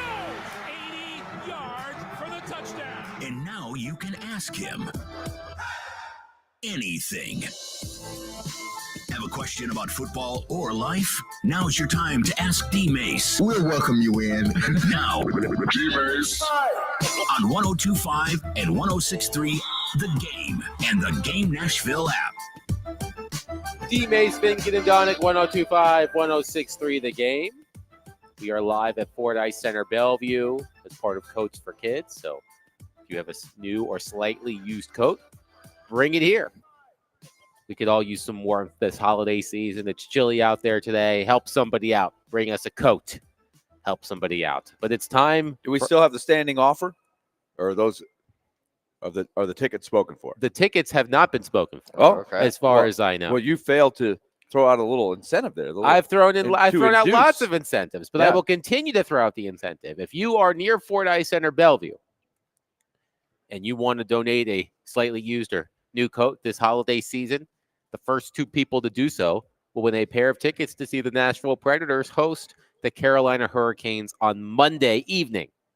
So you help us out, and you get a little something. Yeah, a little freebie. Yes, absolutely. And it should be an entertaining game. The Hurricanes, one of the better teams in the league. So if you would like to attend that game, help us out, drop off a coat. So, okay. All right. Let's go to Alex first. We'll do this. Alex is on our phone line, driven by WilsonCountyHyundai.com. Alex, thank you for calling. Please go ahead with your question for Derek. Hey, D-Mace. Thanks for taking my call. I have a question about the Titans. It seems like there's been. Do you think there's it seems like recently, ever since, I know things are bad at the Titans right now, but ever since like Vrabel was fired, there's been like a loud like narrative about like there being an ownership problem, like being like as bad as the Panthers and like the Jets. I just want to hear like what your opinion is right now, and I feel like a lot of it's because since Vrabel got fired. Thanks for taking my call. Thanks, Alex. Thank you, Alex. I think a lot of it stems from not the actual firing of Vrabel. I think, once they started losing, I think the fan base was kind of over the whole Vrabel sort of image and shtick, or whatnot. They were done with it, or at least some of them were. I think it was, the abruptness of firing John Robinson after, you had just signed him not too long ago to an extension. And then you turn right back around and you fire him the very next season after you just signed him to an extension earlier. I think, and then obviously the team just sort of falling off the cliff after that. I think that's why people look at it as, one of the reasons why, the owner seems to be, in their minds, not in mine, but in their minds, incompetent or lack, the knowledge to sort of make those moves that she made. So I think a lot of it has to do with that because, frankly, this team has gotten worse. And I'm not saying that, it was her fault that the team got worse. But when you fire your GM in the middle of the season like that, when you have a winning record, I think that at that point they were 7-5. Then people tend to look at that as a move that, a competent owner wouldn't make a move like that. They would have waited to after the season, but they're holding that against her because how the team has looked ever since you made that move. I don't agree with it, but I know there are people that sort of think along those lines. Willie, what do you think about that same question? I know it's not Ask Willie, but I would like to ask Willie about that same question. I don't see what the Vrabel firing. I would trace it back to the John Robinson firing, which I think started things down in a direction, and it was kind of a wild card thing. I think what you had for a while was continuity with Robinson and Vrabel, and you had a pretty good thing going.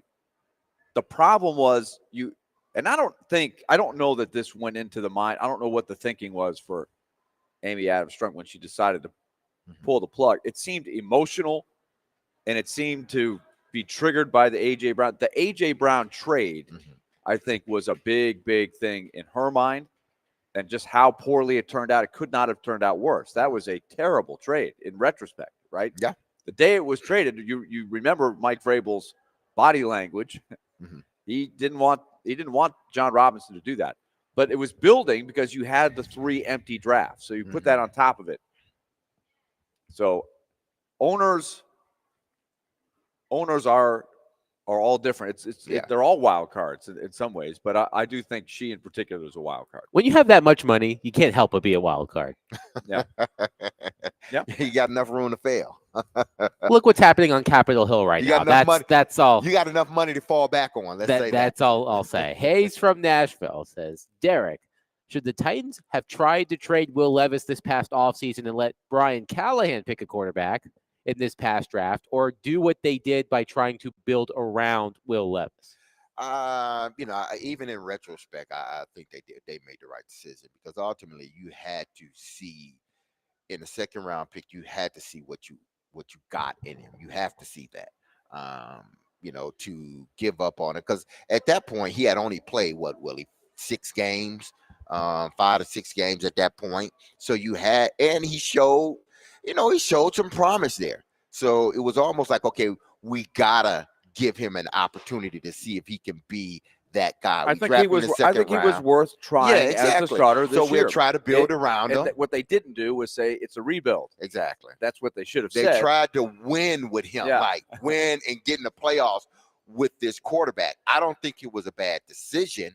I think it was one of those decisions that a lot of GMs, are forced to make. Like, listen, we need to see if this guy can really play. So let's try to build around him and give him the best opportunity to succeed. And that's what they thought they did. And both were a failure to some extent.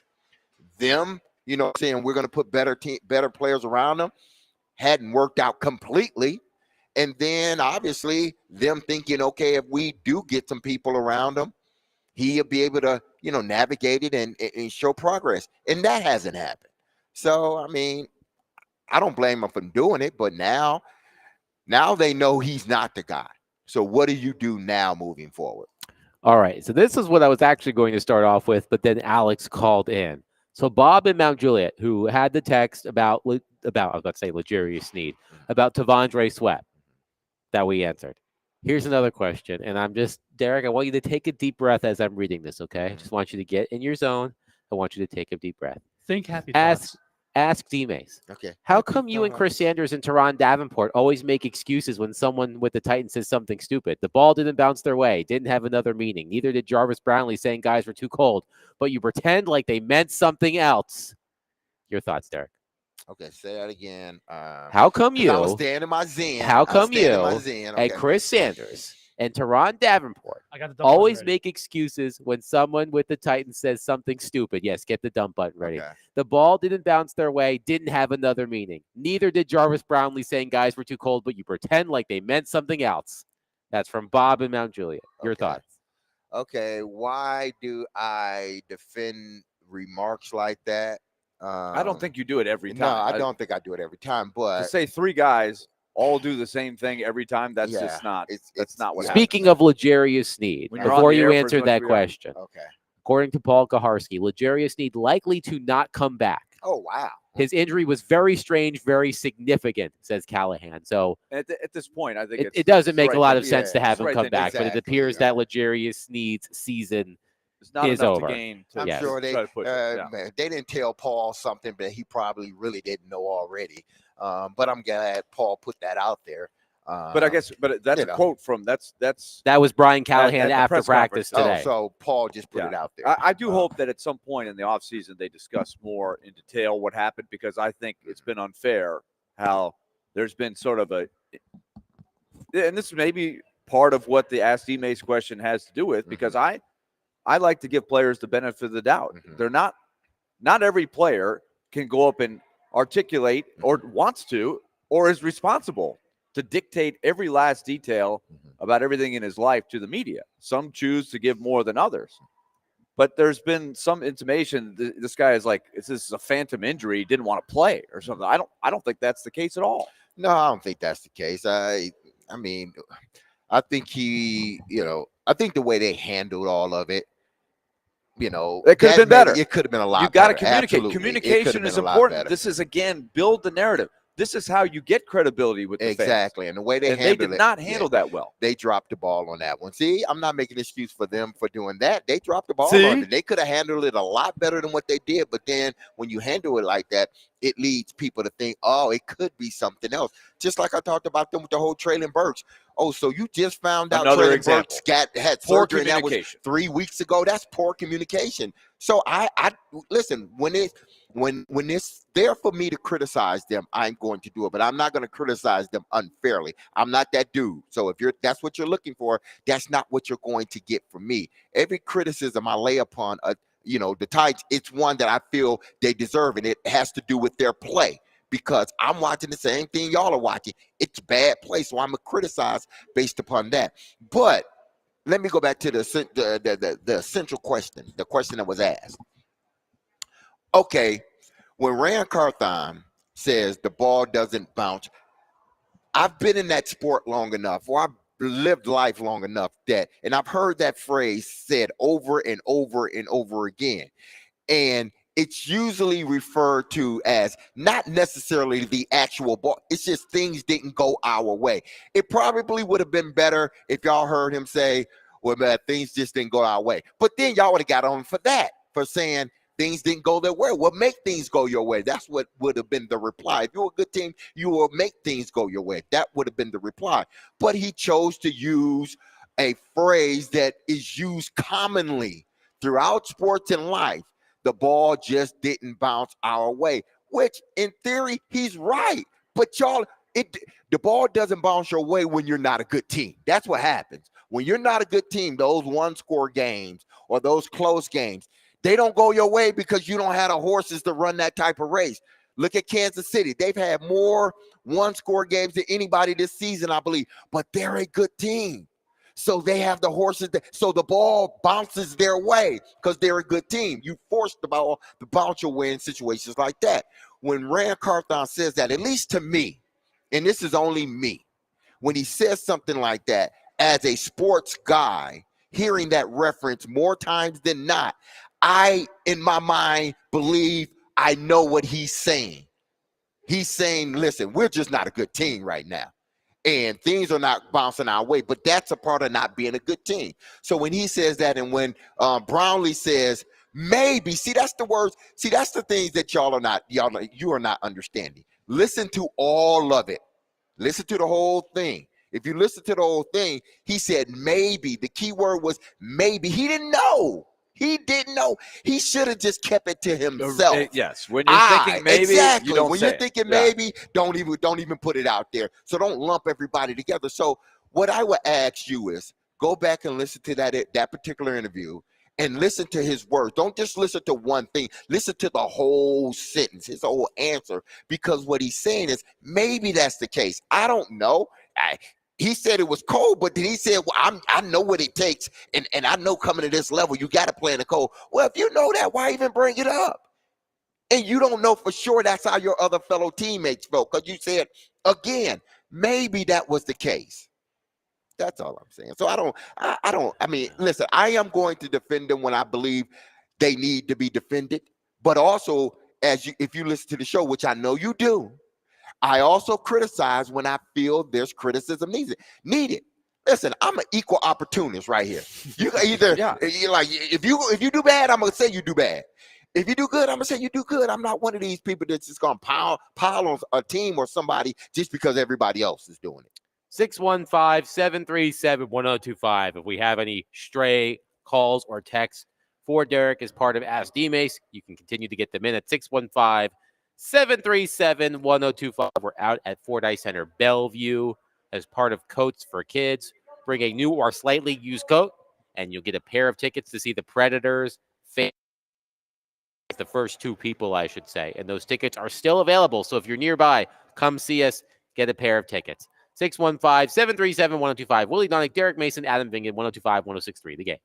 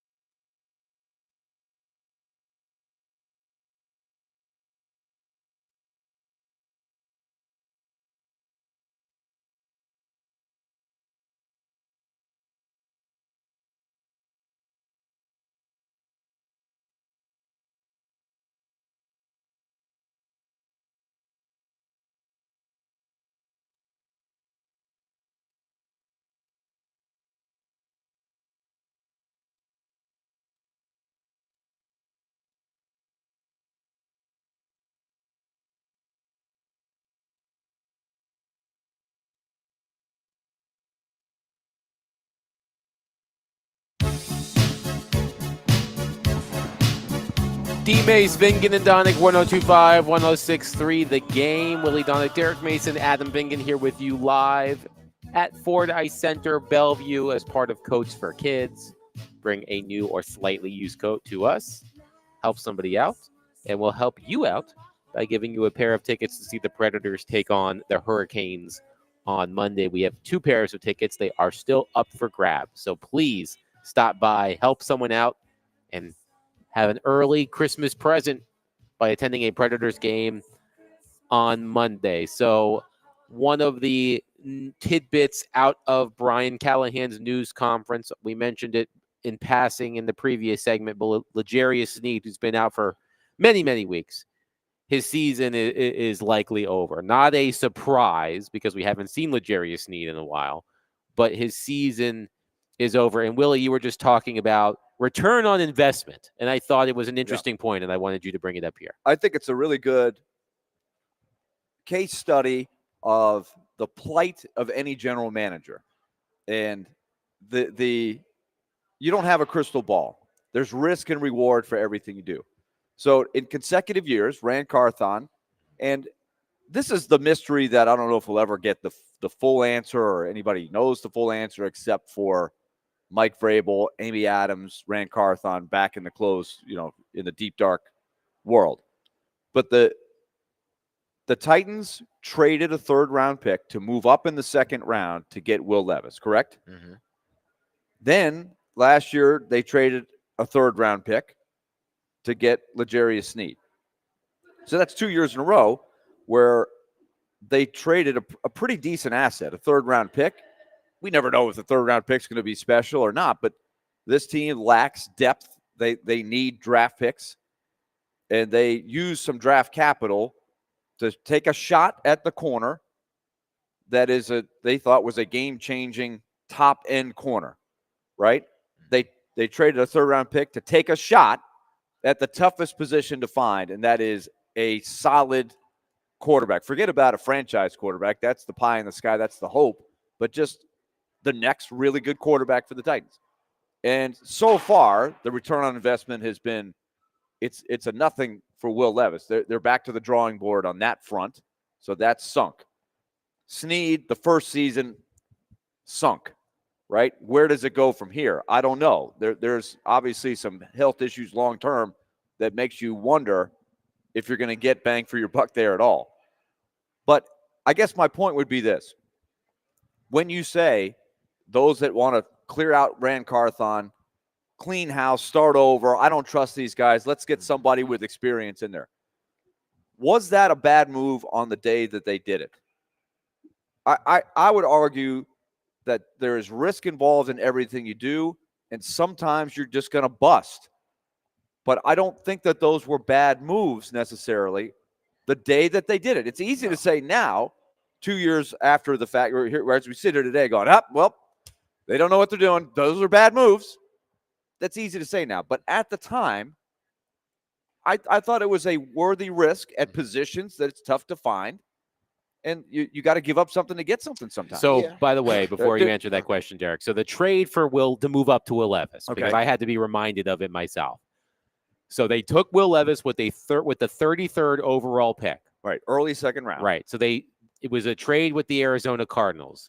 Tennessee sent number 41 and 72 in that draft and a 3rd-round pick in the 2024 draft to Arizona in exchange for the 33rd pick, which they used on Will Levis, and number 81 in the 3rd round. So that was the trade for Will Levis. So the net result is they traded a 3rd-round pick. Yes, basically. Okay.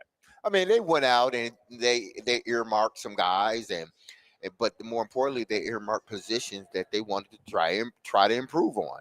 And the most glaring one, obviously, was the left tackle position. They felt they went out via the draft, and they drafted a guy who could be a long-term fix. Now, listen, J.C. Latham has played some good football, but he's a rookie, and he has a learning curve. But I do believe he will get there.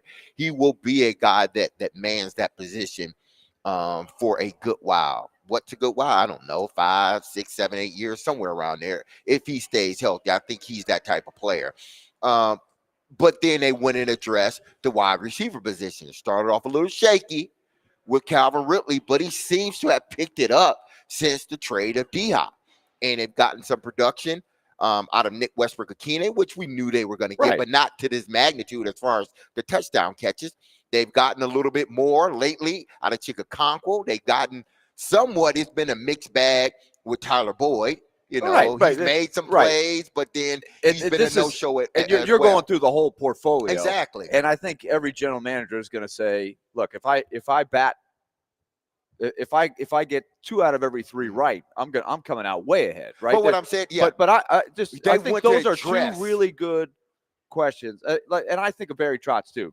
Jared has tried to get Barry Trotz to, do you regret signing Marchessault, Stamkos?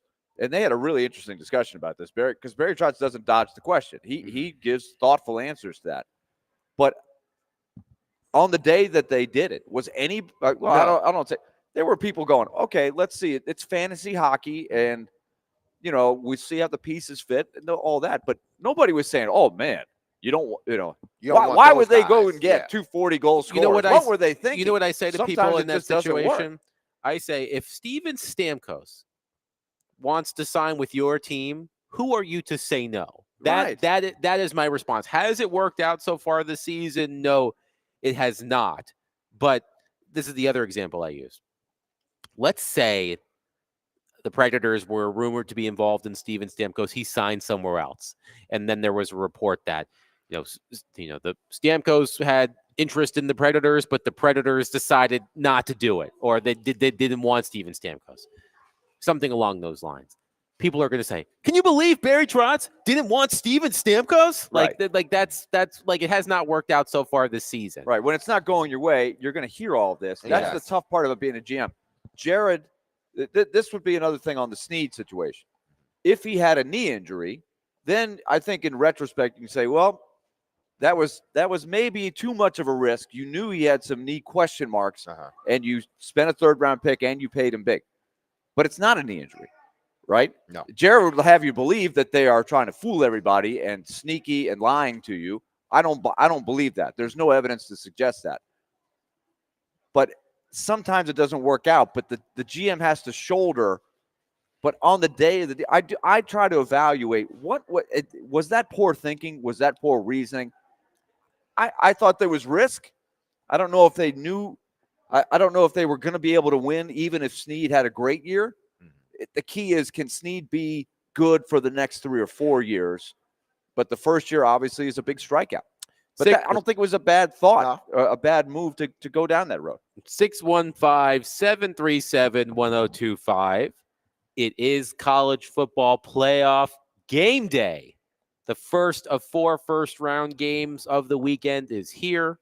We'll talk about the college football playoff and our expectations for those games, specifically, of course, Tennessee and Ohio State. We'll do that next. Willie Donick, Derek Mason, Adam Vinkin, 102.5, 106.3, The Game.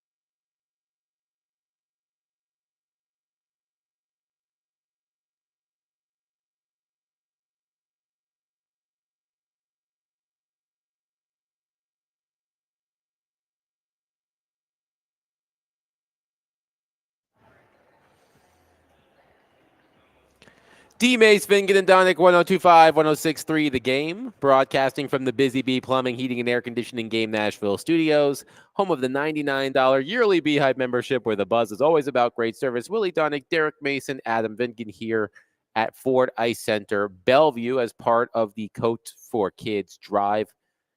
Cromwell Media and the Predators are teaming up to benefit the Boys and Girls Club of Middle Tennessee. So donate a new or slightly used coat at this Ford Ice Center, as well as the Ford Ice Center in Antioch and the Ford Ice Center in Clarksville. Coat donations will also be accepted at the Predators home game tomorrow afternoon. 12:30 start. 12:30 start against the Los Angeles Kings, the red-hot LA Kings, 8-1-1 in their past 10 games. The only team to beat them, the Penguins. Or Yes. that was one of the losses. That was the overtime loss. Right. But the Kings are playing well. They'll be in town tomorrow afternoon. But if you come to this Ford Ice Center in Bellevue and donate a new or slightly used coat, you will get a pair of tickets to see the Predators play the Hurricanes on Monday evening. So help someone in need, and you'll get some tickets as incentive. All right. We have finally made it. The college football playoff starts tonight. Indiana at Notre Dame. Okay, first of all, is this the biggest sporting event to ever happen in the state of Indiana? Indiana and Notre Dame, considering the schools. It's I mean, the I fight don't for know Lewis about and that. Ashley. Indiana sports. I'm going to say no. I'm going to think it's just basketball reigns supreme in that state. So I think I'm going to say no. I actually think the biggest sporting. I well, think and then there's other Notre Dame games that are It's technically the in the answer. state of Indiana. The answer is clearly Titans and Colts on Sunday. That's the actual answer. But Indiana and Notre Dame, I have to imagine, in the pantheon of Indiana sporting events. Well, they've hosted Final Fours. You know what? I Super think it is. Bowls But and it's stuff like Indiana that. and Notre No, Dame. Haven't they had a Super Bowl at Lucas Oil? Oh, Yeah, yes. they They've had have. Super Bowls. But I think take the NFL out of it in the Super Bowl, because I think the NFL Super Bowl, it'd be the biggest event, sporting event in just about any state. But I think when you're talking, the ramifications, I think it is the biggest, probably one of the biggest sporting events they've had in the last 10 years. You got to think, this is the first year of the college football 12 game, playoff. And they get to have a home game at Notre Dame, the state of Indiana, where whether you're rooting for one team or the other, you can travel. Everybody in the state can travel to that one place. So it's going to be a madhouse. I guarantee you. I'm curious about Indiana football fans. Like, this will be interesting. You don't think of you think of their basketball fans. I don't know if anybody's ever been. You ever been to Assembly Hall? I have not. Did you ever go to a basketball game in Indiana for any reason? No. I've watched them. Man, I'll tell you, we got to play there one time. That is a special. It's a great venue With the It candy is striped awesome. warm-up. Candy striped warm-up It is pants. awesome. Those are awful. It just reeks. They love basketball. Like the It's Harlem all about Globetrotters. basketball there. Yes. But I'm just fascinated But by I wonder about their football fans. Will Right. they travel to this game? This is the biggest football game in Indiana Now, I don't history know. in terms of history of Indiana football. I don't got to be know. the biggest Yeah. game they've played, right? Exactly. I don't know the Indiana geography. How far is Bloomington from South Bend? Like, I don't know what that. well, South Bend Bloomington- is more northern, I Yeah. believe, more northern Indiana. South Bend is not far from Chicago. Yeah. Bloomington is much closer to Indianapolis, which Yeah. is southern, so southwest. southernish Indiana, if I know it a little bit.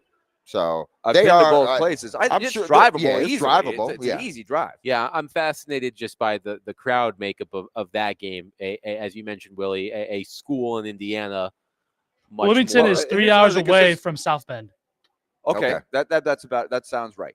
Thank you, So David. here's the other question I have, because this came up with the Tennessee-Ohio State game of Ohio State trying to protect and get as many of their fans in there. What are the rules for a playoff game as opposed to is it just like a I think school they get an selling regular allotment. season? Yeah, I think they get an allotment of tickets. Is it the same for a regular season Tennessee. game? Because you got to It give has up to a be certain more. amount of your tickets Yeah, I in a think it would regular have to season be game. Is more. it more for a playoff I game? think it would have to be more for a playoff game. All right, so I'm this is curious about that. This is according to Front Office Sports. Where do you find these websites? You've got tankathon.com. You've got Front Office I Sports. spend too much. I'm terminally online, unfortunately. All right, so I guess this is according to Front Office Sports. Ticket sales revenue goes to the CFP. Schools keep parking and concession sales.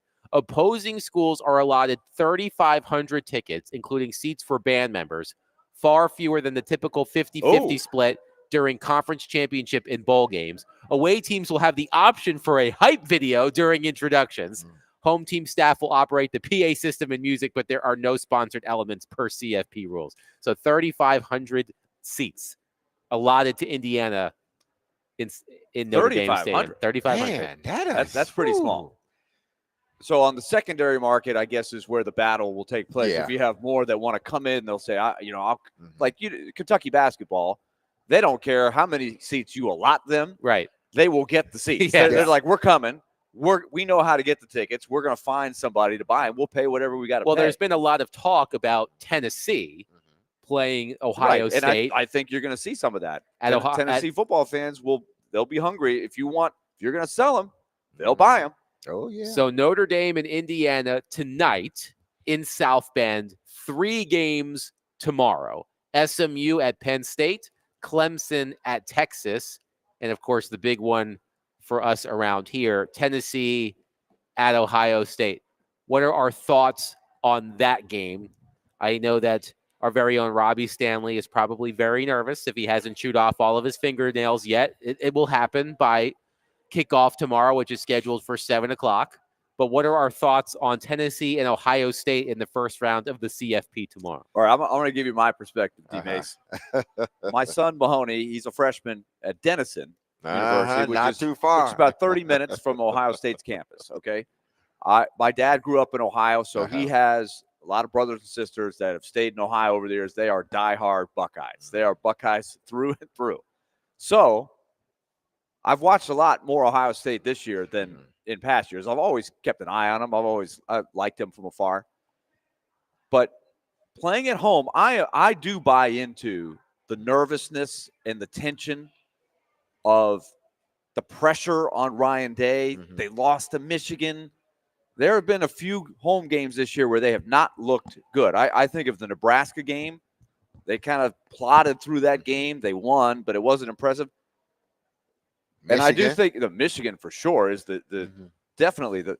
So all that to say, I think if Tennessee can go in there and get off to a good start, maybe jump into the lead, I think there will be a tension in there where, and this is the Kirk Herbstreit thing. I do buy into that. I like Tennessee and their chances here.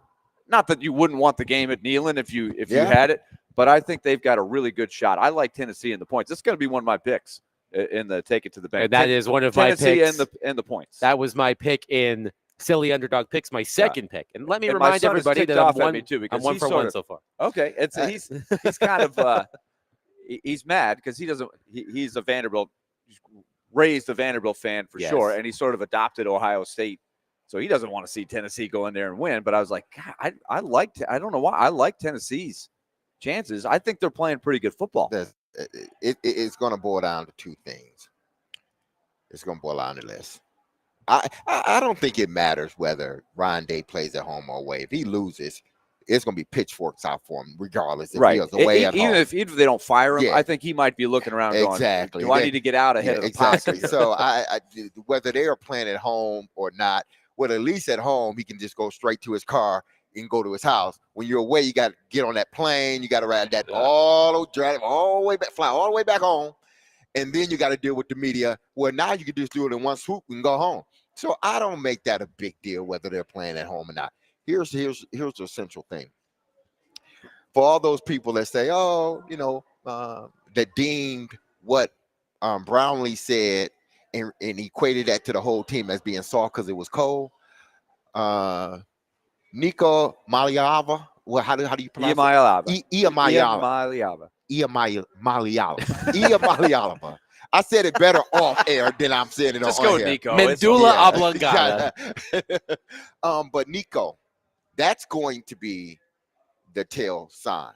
Listen, it gets cold in Knoxville. And by the way, the kickoff temperature. Maliava. Yes. Maliava. The kickoff temperature in Columbus is expected to be a balmy 26 degrees.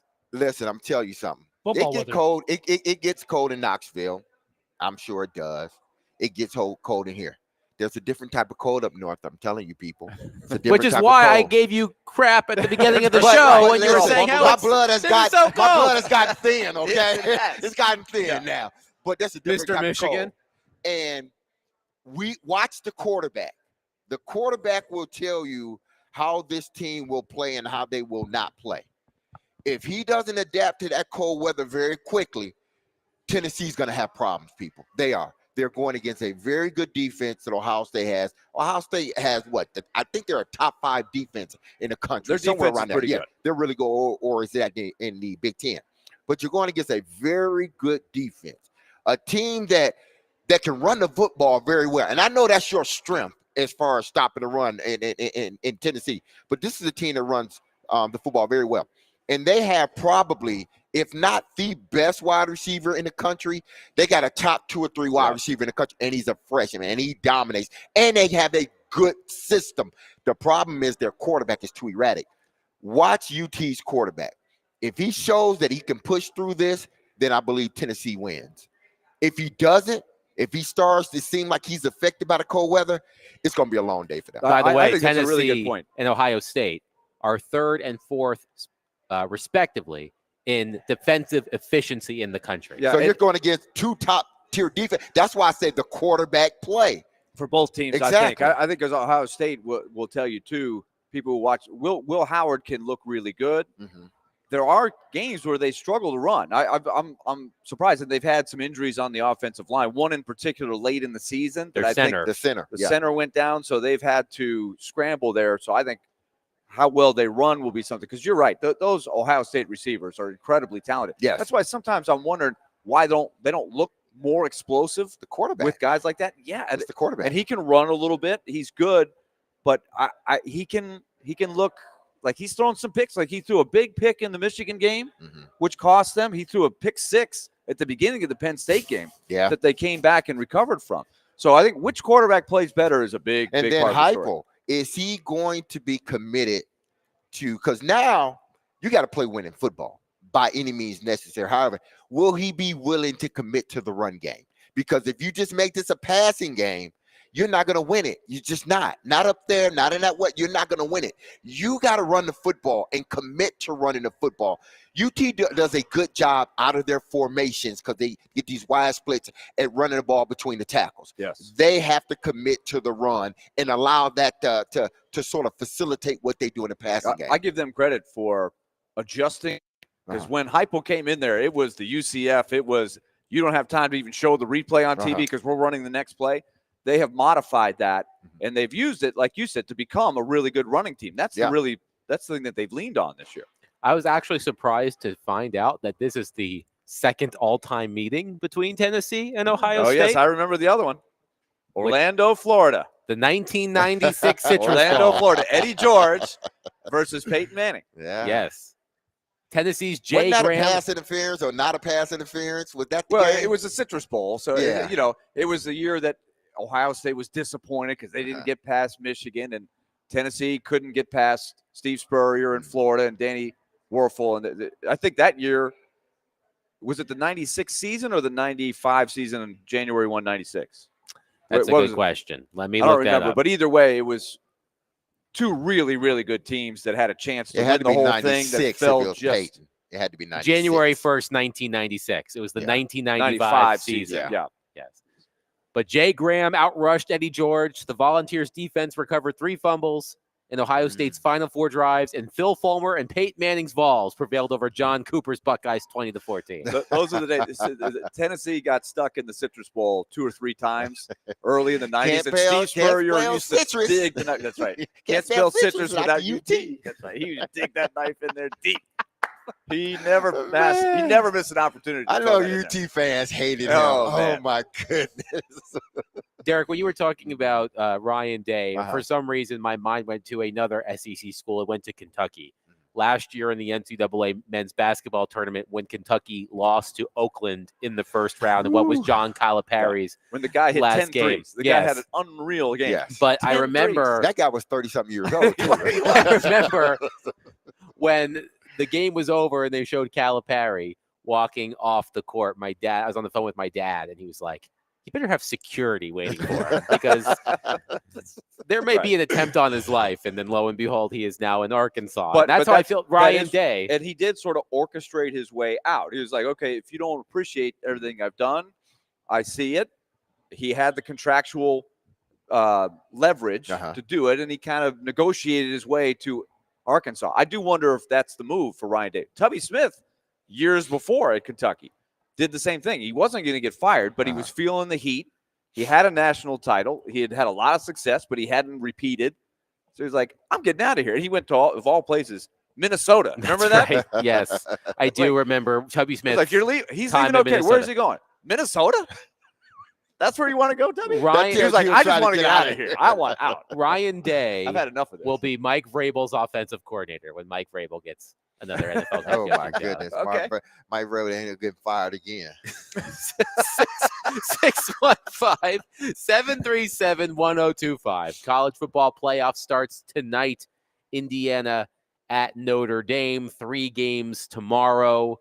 Tennessee and Ohio State is the nightcap, but the coverage starts at 11. SMU at Penn State. Clemson at Texas in the early afternoon.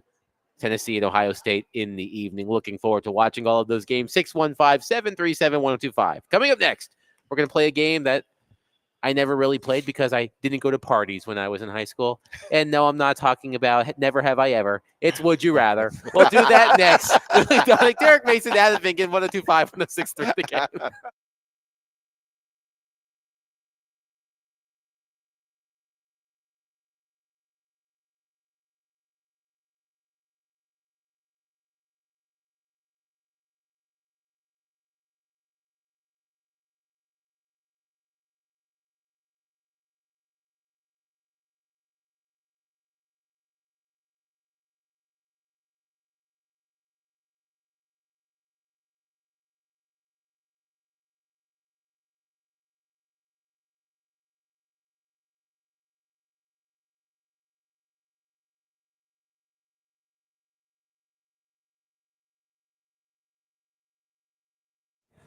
Oh, we have an action-packed finish to the show. We have Would You Rather, and then Take It to the Bank to finish the show. So you have to listen to this. And it's brought to you by F&M Bank.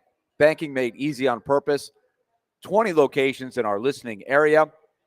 And every one of them, they are smack dab in the middle of your community. The idea is make your financial weight a little bit lighter. They so much want your business. They want to be a part of your life, but not in the way that's a burden. They want to simplify things. The Smart Swipe debit card, the business-to-business loans that they have. And all you've got to do is look at where they are located in all of the towns that they're in. Springfield, Mount Juliet, Murfreesboro, Clarksville, Hopkinsville, Kentucky. Just go to myfmbank.com and find the nearest location to you.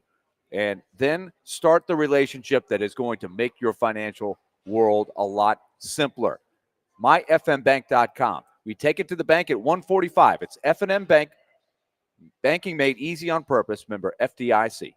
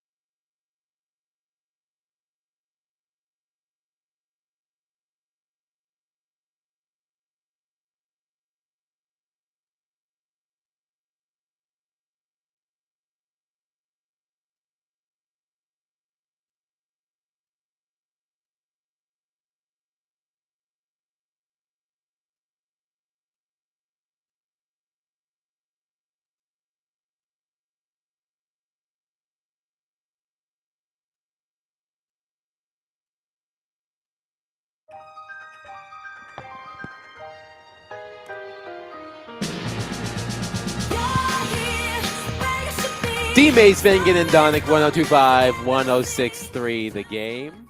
Willie Donick, Derek Mason, Adam Vingan here with you live at Ford Ice Center in Bellevue.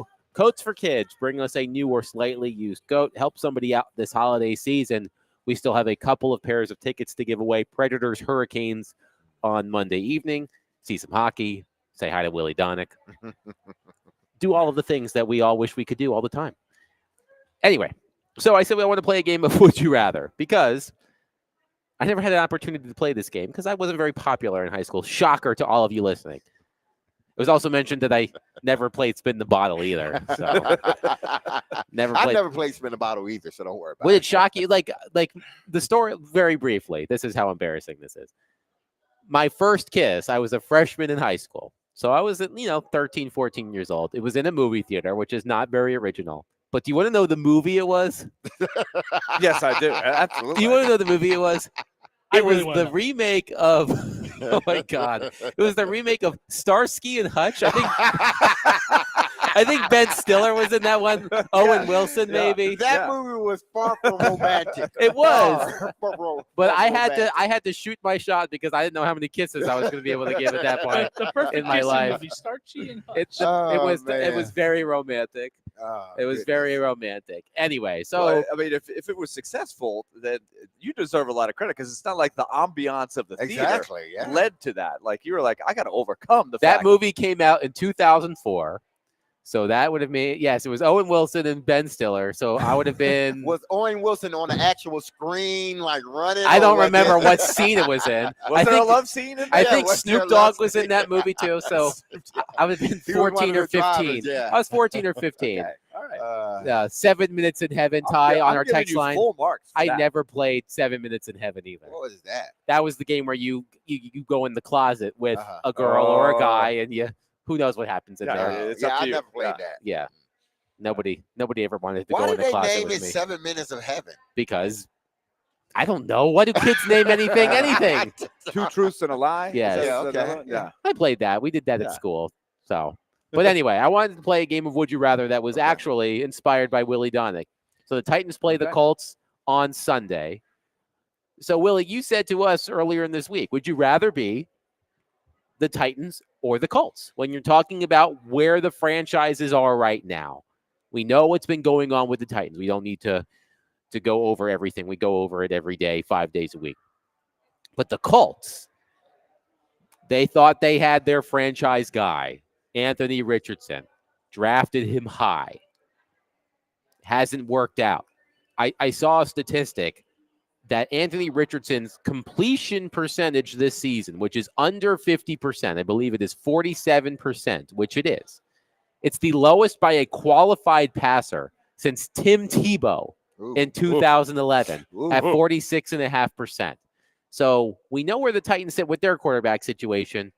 We've seen what's been going on with Indianapolis. It's primarily focused on the quarterback situations, but would you rather be at this stage of their franchises, the Colts or the Titans? Okay, so hear me out. You've got the Colts who have a record of 6-8. Mhm.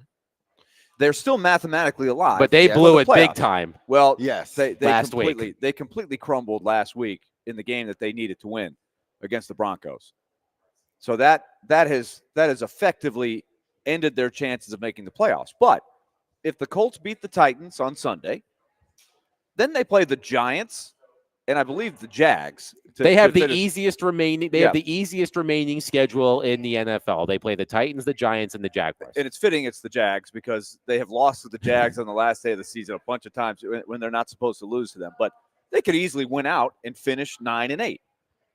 But they're going to miss the playoffs. So that's the kind of season that before the season started, we were like, if the Titans could go 9-8 or 8-9 and show progress, this is the interesting thing about the Colts season. They could finish 9-8.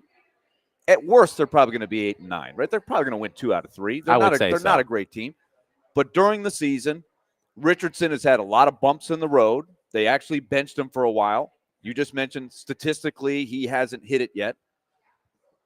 So they're going to pick, 16th 18th, somewhere Middle in of the there. pack. Hey, let middle me of the pull up pack. tankathon.com. Tankathon.com, another one of your Tankathon.com. websites that you have bookmarked. Yes, tankathon.com has the Colts picking 12th currently. The Titans picking 6th. 12th, but they will go down if they win the last 3, right? They're going to drop some slots. If they finish 9 and 8, it's going to be much more like 16, 17.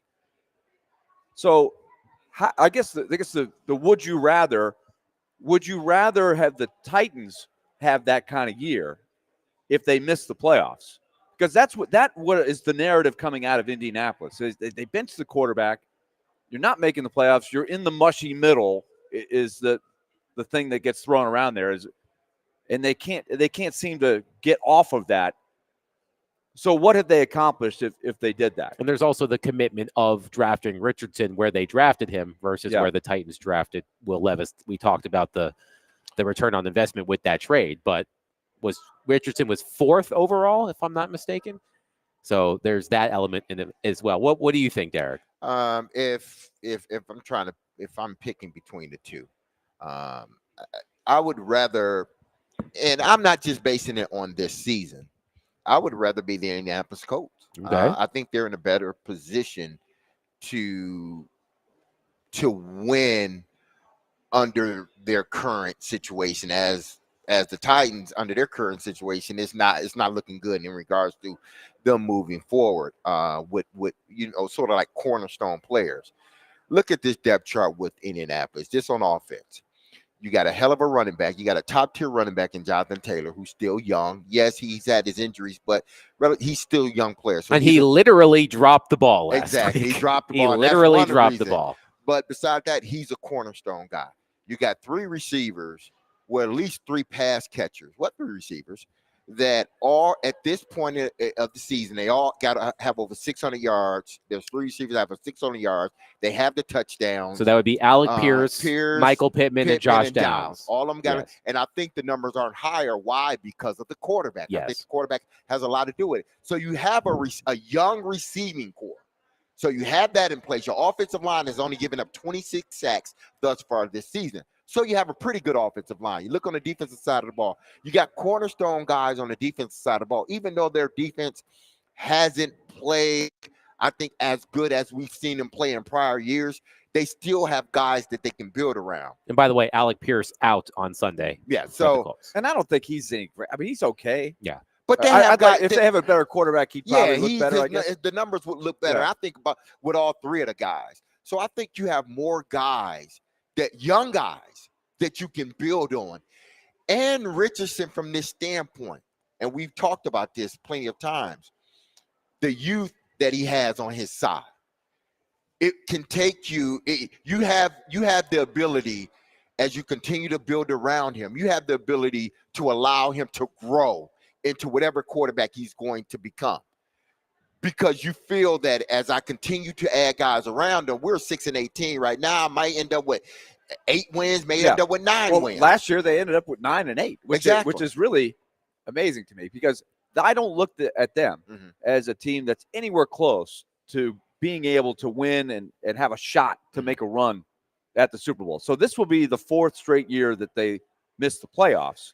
If they get the quarterback situation, if they can get it better than it has been this year, if they can get that next year, this is a playoff team. They're showing you they are a playoff team. But what's holding them back is the quarterback. Whereas on the other side, the Titans, the quarterback's holding them back, but they also have offensive line problems. Right, they have more holes in the roster. I'll grant you that. But this will be an interesting distinction. If they win out and go 9 and 8, so they would be 3 bad teams: Titans, Giants, Jags. If they win those 3, that will be 3 years out of 4 that they finish 9 and 8 and don't make the playoffs. Huh. So their fans are like, where are we really getting here? We don't have a high enough pick to get that impact player that we need. Sounds to get like up the there. Predators in recent years. Well, the Predators at least made the playoffs most of the time in there and had a chance. Right.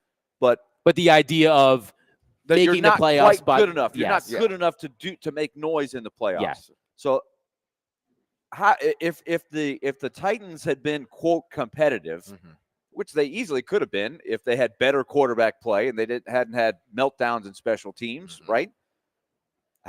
Would we feel great about 8-9, or are you almost part of you saying, if But I'm going to be really bad and I got a chance to pick really high once in there, I mean, you don't want that 2 or 3 years in a row. No, you don't need that because if you have 2 or 3 years in a row, that means you ain't gonna be the GM and the head coach if you do Right. that 3 years in a row.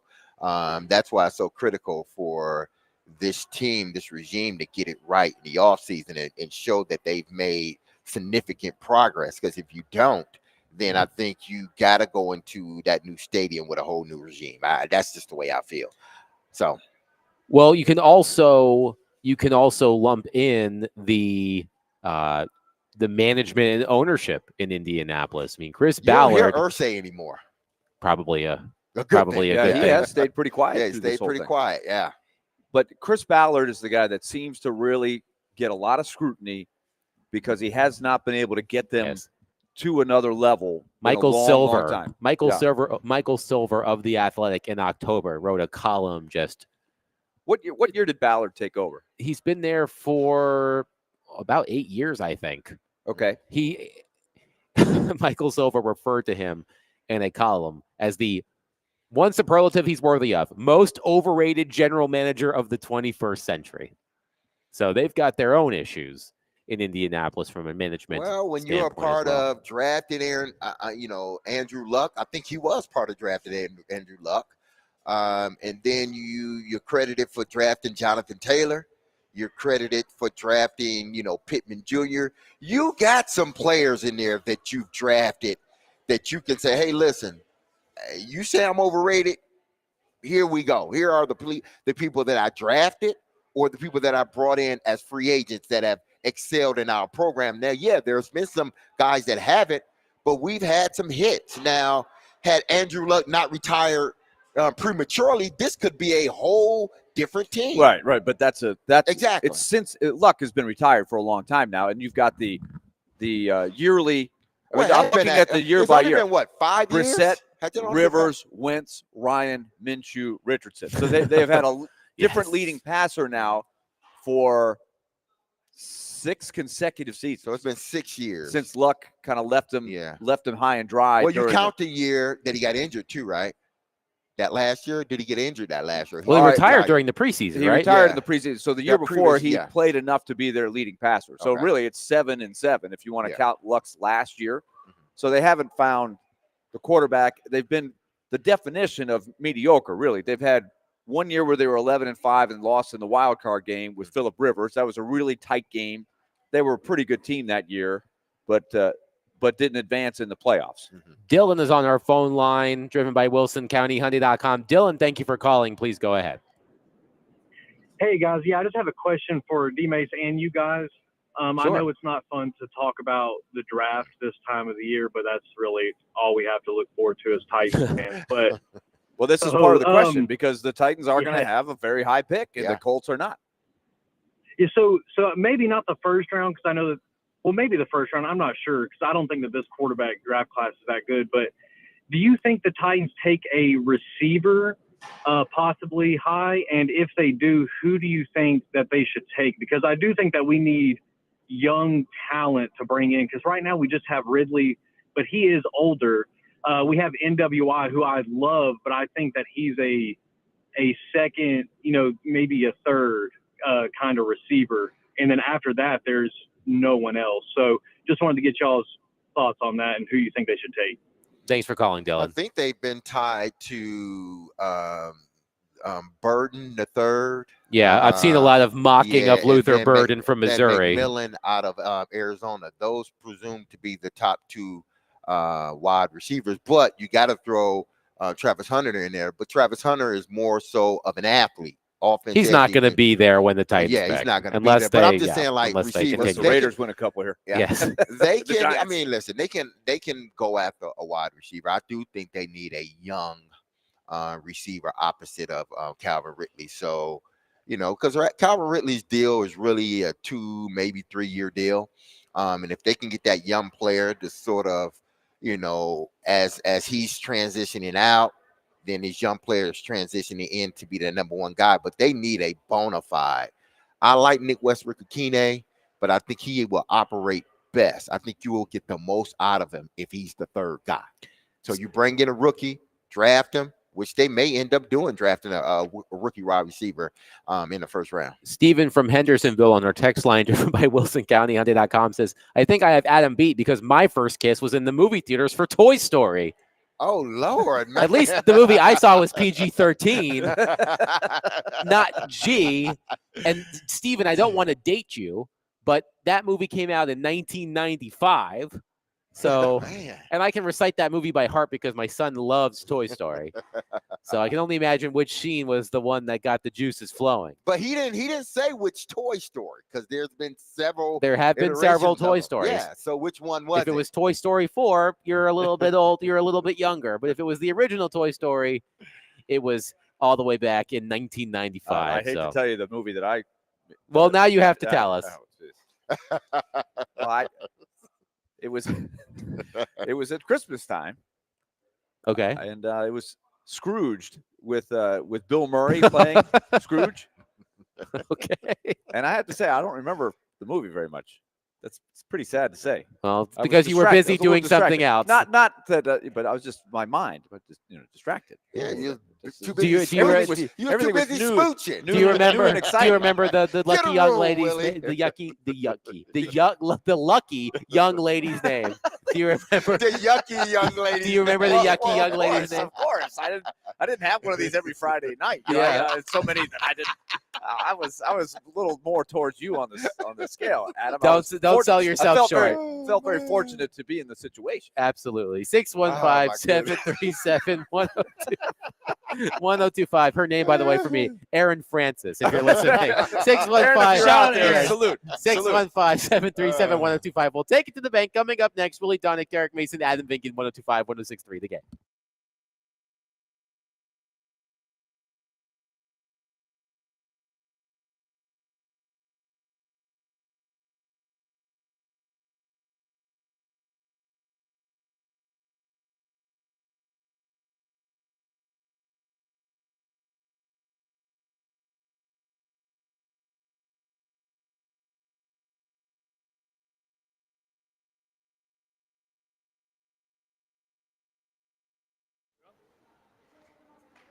Zen Sports just picked the grand prize winner for the November Big Game Sweepstakes.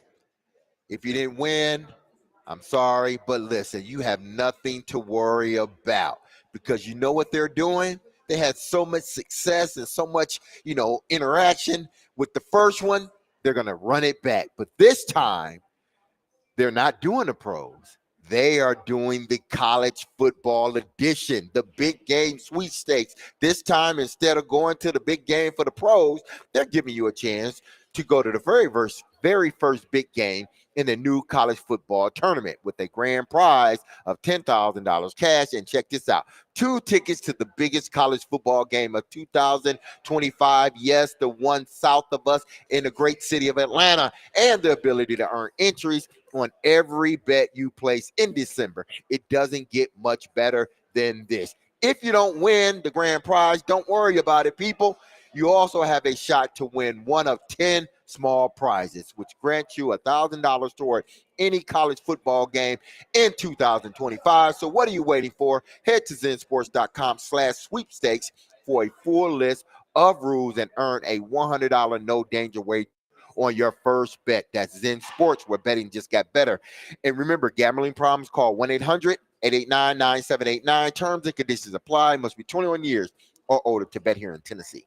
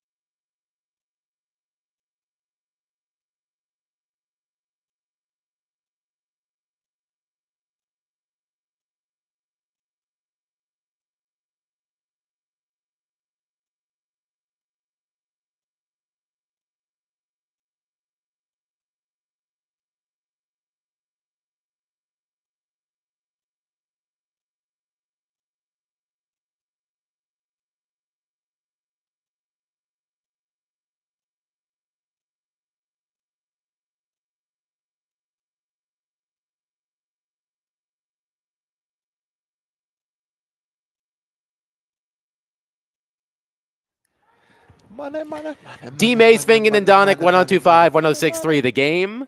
Stillman and Company coming up next right here at Fordyce Center Bellevue, Coats for Kids. We still have one pair of tickets to give away, Predators, Hurricanes, on Monday. If you donate a new or slightly used coat, you could win that pair of tickets to see a hockey game on Monday, but it's time to take it to the bank. Presented by F&M Bank, banking made easy on purpose. Before we get to the leaderboard, Jess on our text line says, I just tuned in after a full week of training at a new job, and that segment was definitely what I needed to hear. Yucky young lady. Try saying that 3 times quickly. Jess from Indiana, go Hoosiers, she says. So there we go. That's what I'm talking about. But yes, I did not mean to denigrate the lucky. I did it again. The lucky young lady that Willie Donick. Yucky young lady. Yes, but all right, David. Let's do a recap of our selections from last week. All right, boys. So it looks like, Adam, you said that Joe Burrow would have 250 yards and 3 passing touchdowns. That did happen. He actually had 270 and 3 touchdowns, a couple picks, but we're not going to talk about that. Really went out on a limb there. Yeah. What he averages every He was week. averaging that. Now, Not to complain or anything. well, all right, I'm Willie. I'm going Scrooge. I'm going Scrooge on Okay. All right, so D-Mace Going and Scrooge Adam, early. you both had Tony Pollard over 63 total yards. D-Mace, you said 100. Adam, you said 63. He didn't even make it to 50. I don't even think he made it to 50 yards. Well, he missed a significant portion of the But game. again, so he's still, help. he didn't. It I didn't hear you. happen. I I'm hear just you. saying. I know. I'm just saying. I know. That's a You bummer. also said Bills over Lions. That happened. And you said I Broncos did say that. 4.5 over the Colts. So you went for a total of, let's do the math, 9 points for 86 total points. All right. Yeah. Hey. Nine. Okay, hold on. I'm not saying anything. I'm not saying anything. 3 points per pick. That's all it is. Okay. I'll take it. How many picks? I had 4 You have picks. 4? I You do had the 4 picks, 4 and you got requisite 3 for picks, free. and I got 3 out of 4. I got 3 out of 4 for 9 points. So you're saying I need to make like 7 picks? Is what I The mean, limit is really, 4. just The limit is 4. Hey, you did this. Am Willie. I back in front though? yes. D-Mace, you did Yeah. not have a good week. I'm sorry to say this, Yeah, buddy. yeah. You said Pollard over 100 yards. That did not happen. You said Chase and Higgins have 1 touchdown apiece. That did not happen. You said Higgins had the touchdown. he did. Yeah, Chase Higgins did. did, but Chase did not. And you said at least 45 points total for Army Navy. It was 44. Dang it! Dang it! All right. So no points for you. Sorry about that. Dang. So you still have 78. Okay, I'm coming down to Willie, redeem now myself. Willie, again, you did pretty good. You did really I good. did You very said well. Navy plus 6. That happened. Navy Boom. just destroyed Army. You said Bengals minus 5. That happened. They won by I don't know how many points, 10 points. A lot. And you said the Dolphins plus 3 against the Texans. That did not happen, Yeah, unfortunately. they were right in there. They screwed that up. They did. 2 out of 3. But you got I've been 8 consistent points. 2 out of 3. You got 8 points for a total of 72 points because I am a Okay, so my family's went to Navy, so I was like, all right, it was a big victory, so I gave you a couple more points for that. Okay. So How be about happy. yourself? How did you do last week? How about you? I got 2 out of 3. I hit my Memphis parlay hit. You did. The yes. Memphis Grizzlies won. The Memphis Tigers basketball team won. Memphis football won. It was very They did. shaky. I almost lost that. And I said Lamar would get 4 total touchdowns. My miss was NWI. I did not get a touchdown, unfortunately. So what's our updated leaderboard? So the leaderboard is Adam has 88 points. D-Mace has 78. Willie has 72. And I have 60. All right. Okay, I'm So creeping. I'm since creeping I'm up. back in first, Creeping I up. will go first. SMU and Penn State this weekend. I'll start there. I say SMU will cover. I have Penn State minus 8.5. I say SMU will cover there. Steelers and Ravens. Always a good game, as Derek knows full well. Mm-hmm. I say the Steelers will cover against the Ravens. The Ravens are minus 6.5. I'll take the Steelers there. Ravens have some issues You'll at lose wide points for that receiver one. injury-wise right now. Okay. Another intriguing game this weekend, Seahawks and Vikings. Give me the Seahawks to win outright against the Vikings. I believe the Vikings are favored by 3. I'll take the Seahawks. And my one Titan selection, Calvin Ridley will have at least 100 receiving yards against the Colts. If you'll recall, He had a great game against the Lions with Mason Rudolph at quarterback. So I will take Calvin Ridley with at least 100 receiving yards versus the Colts on Sunday. Those are my selections. Derek, you're up. Okay, I'm gonna go with college basketball for one, and this game doesn't happen until Monday. UT, not that they will beat Middle Tennessee because I believe they will, but Chaz Lanier will have 17 points or greater. A little love for the Innsworth Tigers there. Love for the Innsworth Tigers.